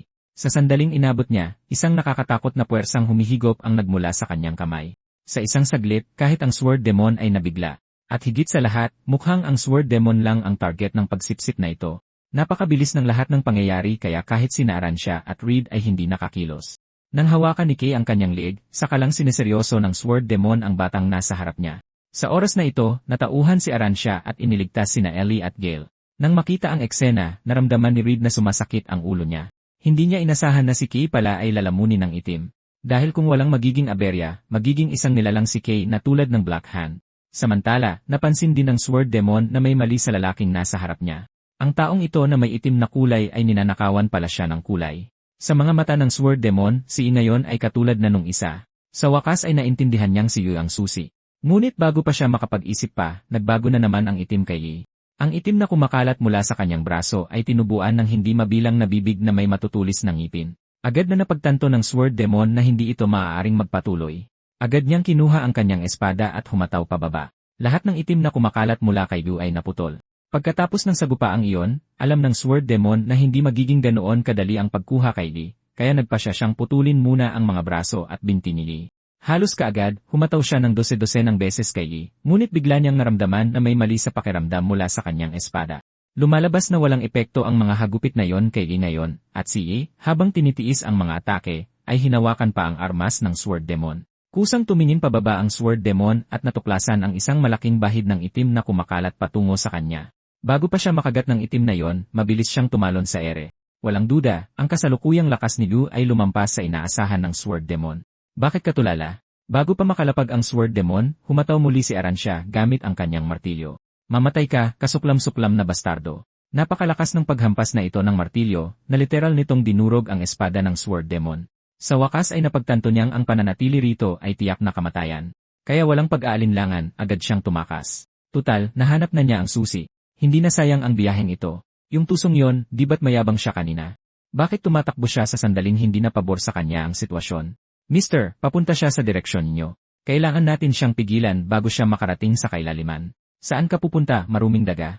Sa sandaling magsalita si Reed, ang kanyang espada ay naging isang napakadalisay na pula. Pagkatapos ay direkta siyang humataw pababa, na pumutol sa isa sa mga braso ng Sword Demon. Ito ang signature move ni Reed, ang Chroma Annihilation Flame. At mas matindi pa, kahit ang lupa sa likod ng Sword Demon ay nahati sa dalawa. Habang tinitingnan ang kanyang putol na braso, nakaramdam ng takot ang Sword Demon. Kaya ito pala ang Annihilation Flame. Isang matingkad na pula ngayon ang kumakapit na parang parasito, na lubos na nagpapabagal sa kanyang kakayahang magpagaling. Pagkatapos ay umatek muli si Reed. Matapos masaksihan ang kanyang lakas, hindi na nangahas lumaban ang Sword Demon at tumakas na lamang. Hindi na magiging ganito sa susunod. Makukuha ko ang susi. Nagbabanta ang Sword Demon habang sumisisid sa kailaliman ng Blacklands. Habang pinapanood ang Sword Demon na naglalaho sa kadiliman, kinailangang huminto ni Reed. Mister, habulin natin siya. Huwag, masyadong mapanganib doon. Nakakainis. Muntik na natin siyang mahuli. Wala tayong magagawa. Hindi pa tayo handang pumasok sa kailaliman. Kahit may liwanag, hanggang dito lang ang kaya nating marating sa ngayon. Ang Black Lance ay nagsisilbing panangga na nagpoprotekta sa mga yon. Sa oras na ito, lumapit sina Ellie at Gale. Patawad po talaga, team leader. Nagdulot kami ng abala sa inyo. Ayos lang basta ligtas kayo. Ang makaharap ang lalaking iyon nang walang namamatay ay napakalaking swerte na. Pero teka, ano na ang gagawin natin kay ngayon? Samantala, si Yu ay nakatayo lang doon nang hindi gumagalaw. Walang nakakaalam kung may malay pa siya. Bagamat alam na ni Reed noon pa na mapanganib ang kapangyarihan ni Lee, hindi niya inaasahan na hihigitan nito ang sa Sword Demon. Ngunit bigla niyang napansin na hindi lang basta nakatayo si Lee. Mukhang sinisipsip niya ang Black Lance. Ngunit hindi nagtagal ang sitwasyong ito. Ang itim na bumabalot kay Lee ay mabilis na naglaho. Ngunit nang makita ang eksenang ito, mas nagulat pa sila kaysa kanina. Lumalabas na pagkatapos maglaho ng itim, naging walang kulay si Lee. Ang maliit na bahagi ng lupa kung saan siya nakatayo ay bumalik na pala sa orihinal nitong kulay. Nang makita ang ganoong kakatwang eksena, hindi nila alam ang sasabihin sa isang saglit. Maging si Kay na walang kulay o ang pagsipsip niya sa Black Lance, napakalaki ng epekto nito sa kanila. Samantala, ang Sword Demon na tumakas papunta sa kailaliman ng Black Lance ay sa wakas huminto. Ngayon lang siya sa wakas nagkaroon ng oras para harapin ang pula sa kanyang katawan. Bukod sa pagpigil sa paghilom, ang pulang ito ay nagdudulot din sa kanya ng matinding sakit. Kaya kung nangahas siyang lumaban kanina, tiyak na namatay na siya sa mga kamay ni Reed. Hindi ko inaasahan na may darating na una sa akin. Pero anong itsura yan? May bumugbog ba sayo? Ang babaeng nasa harap niya ay si Viper. Tulad ng Sword Demon, isa siya sa mga Black Hand. Naiinip na kasi ako. Dalian mo at sabihin mo sa akin kung anong nangyari. Ang isang tulad mo ay hindi dapat nagpapabugbog. Sinong kinalaban mo? Sa sandaling ito, napansin ni Viper ang pulang iyon sa lupa. Ang sugat mo ay may mga marka ng paso, at puro pula ito na walang halong ibang kulay. Kinalaban mo ba si Reed? Hindi ko inaasahan na makakabalik ka ng buhay mula sa kamay ng halimaw na yon. Bakit ba gustong-gusto mong makipaglaban? Nakakatawa ang itsura mong tumatakas at nagpapanik. Agad na nagalit ang Sword Demon. Tumahimik ka at umalis ka. Pero hindi susunod si Viper ng basta-basta. Patuloy siyang nagsasalita. Totoo, kahit na tao si Reed, masyado siyang malakas, at sinusunog pa niya ang sarili para sa laban. Balang araw, mamamatay siya sa sarili niyang mga kamay. Teka nga, bakit ayaw mong sagutin ang tanong ko? Napansin mo rin, di ba? Nabuksan na ang harang ng Black Witch, sabi ni Viper habang lumalapit sa Sword Demon. Nakita mo rin, di ba? Alam mo ba kung paano ito nabuksan? Kung alam mo, sagutin mo agad ako. Alam mo kung anong ibig sabihin ng pagbukas ng harang ng Black Witch, pero ayaw sabihin ng Sword Demon kay Viper. Kasi naman, kapag sinabi niya sa kanya ang pagkatao ng susi, siguradong dehado siya. Sa kasamaang palad, kahit magaling sa labanan ang Sword Demon, halatang kulang siya sa ibang aspeto. Ang tanga talaga ng lalaking yon. Halatang halata kumilos, para bang takot na hindi ko malaman na lumitaw na ang susi. Pero ayos lang. Kaya naman nating alamin sa sarili natin.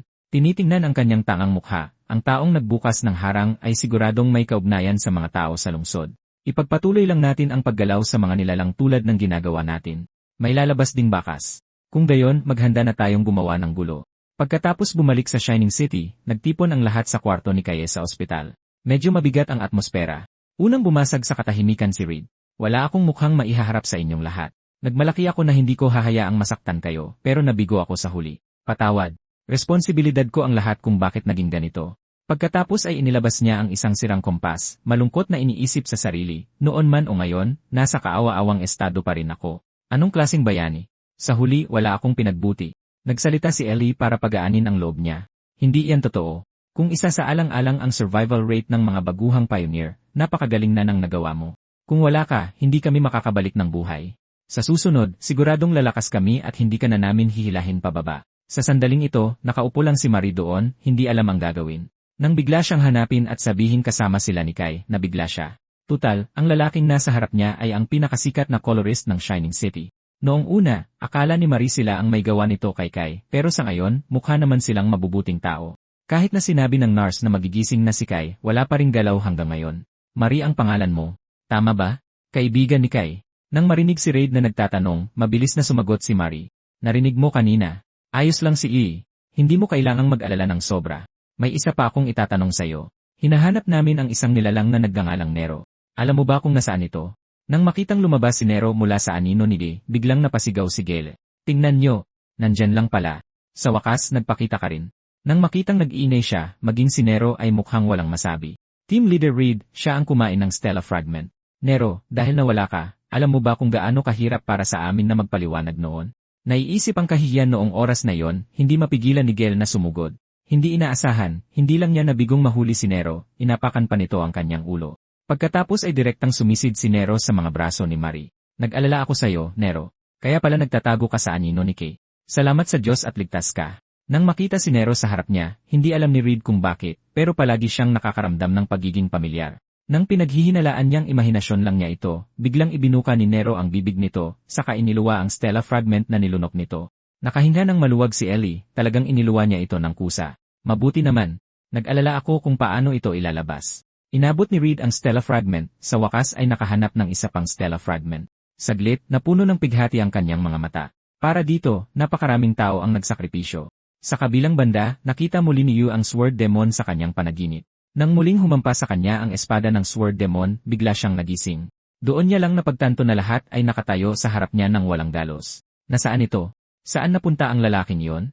Nang tumingin siya sa ibaba, natuklasan niyang bumalik siya sa pagiging colorless. Sa sandaling iyon, tuluyan siyang nataranta. Hindi niya alam kung paano ito ipapaliwanag.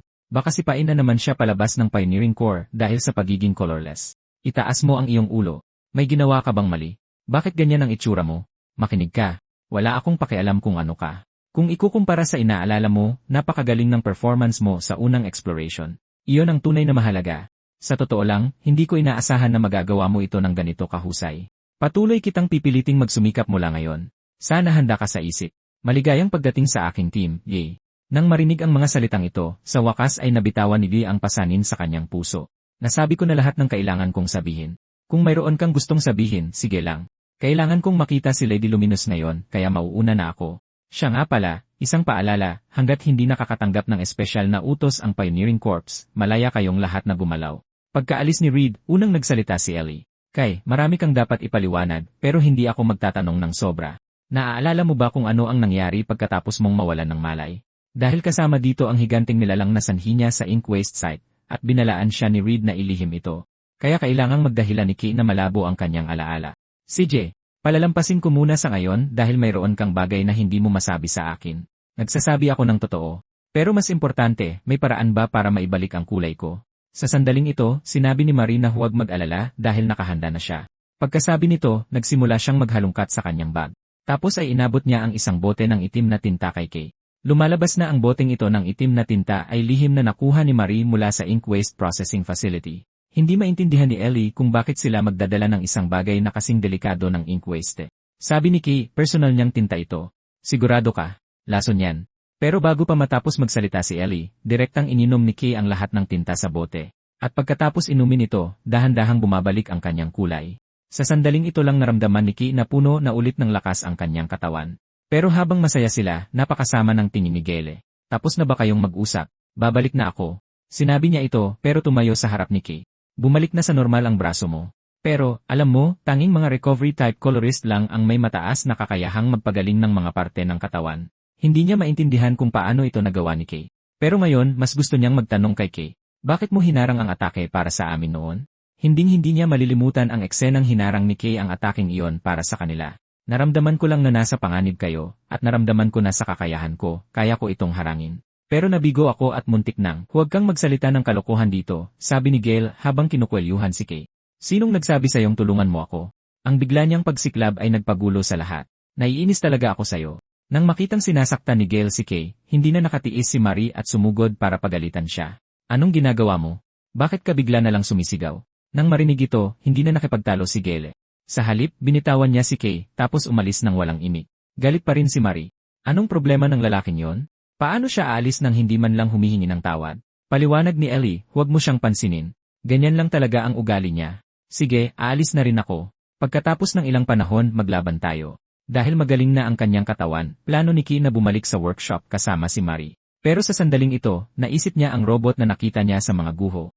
Inisip niyang magugustuhan ito ni Marie, kaya dinala niya ito pabalik. Kaya hinanap niya ang lalagyan ng tinta na yon. Pero nang ipakita niya ang lalagyan ng tinta kay Marie, maging si Marie ay nagulat.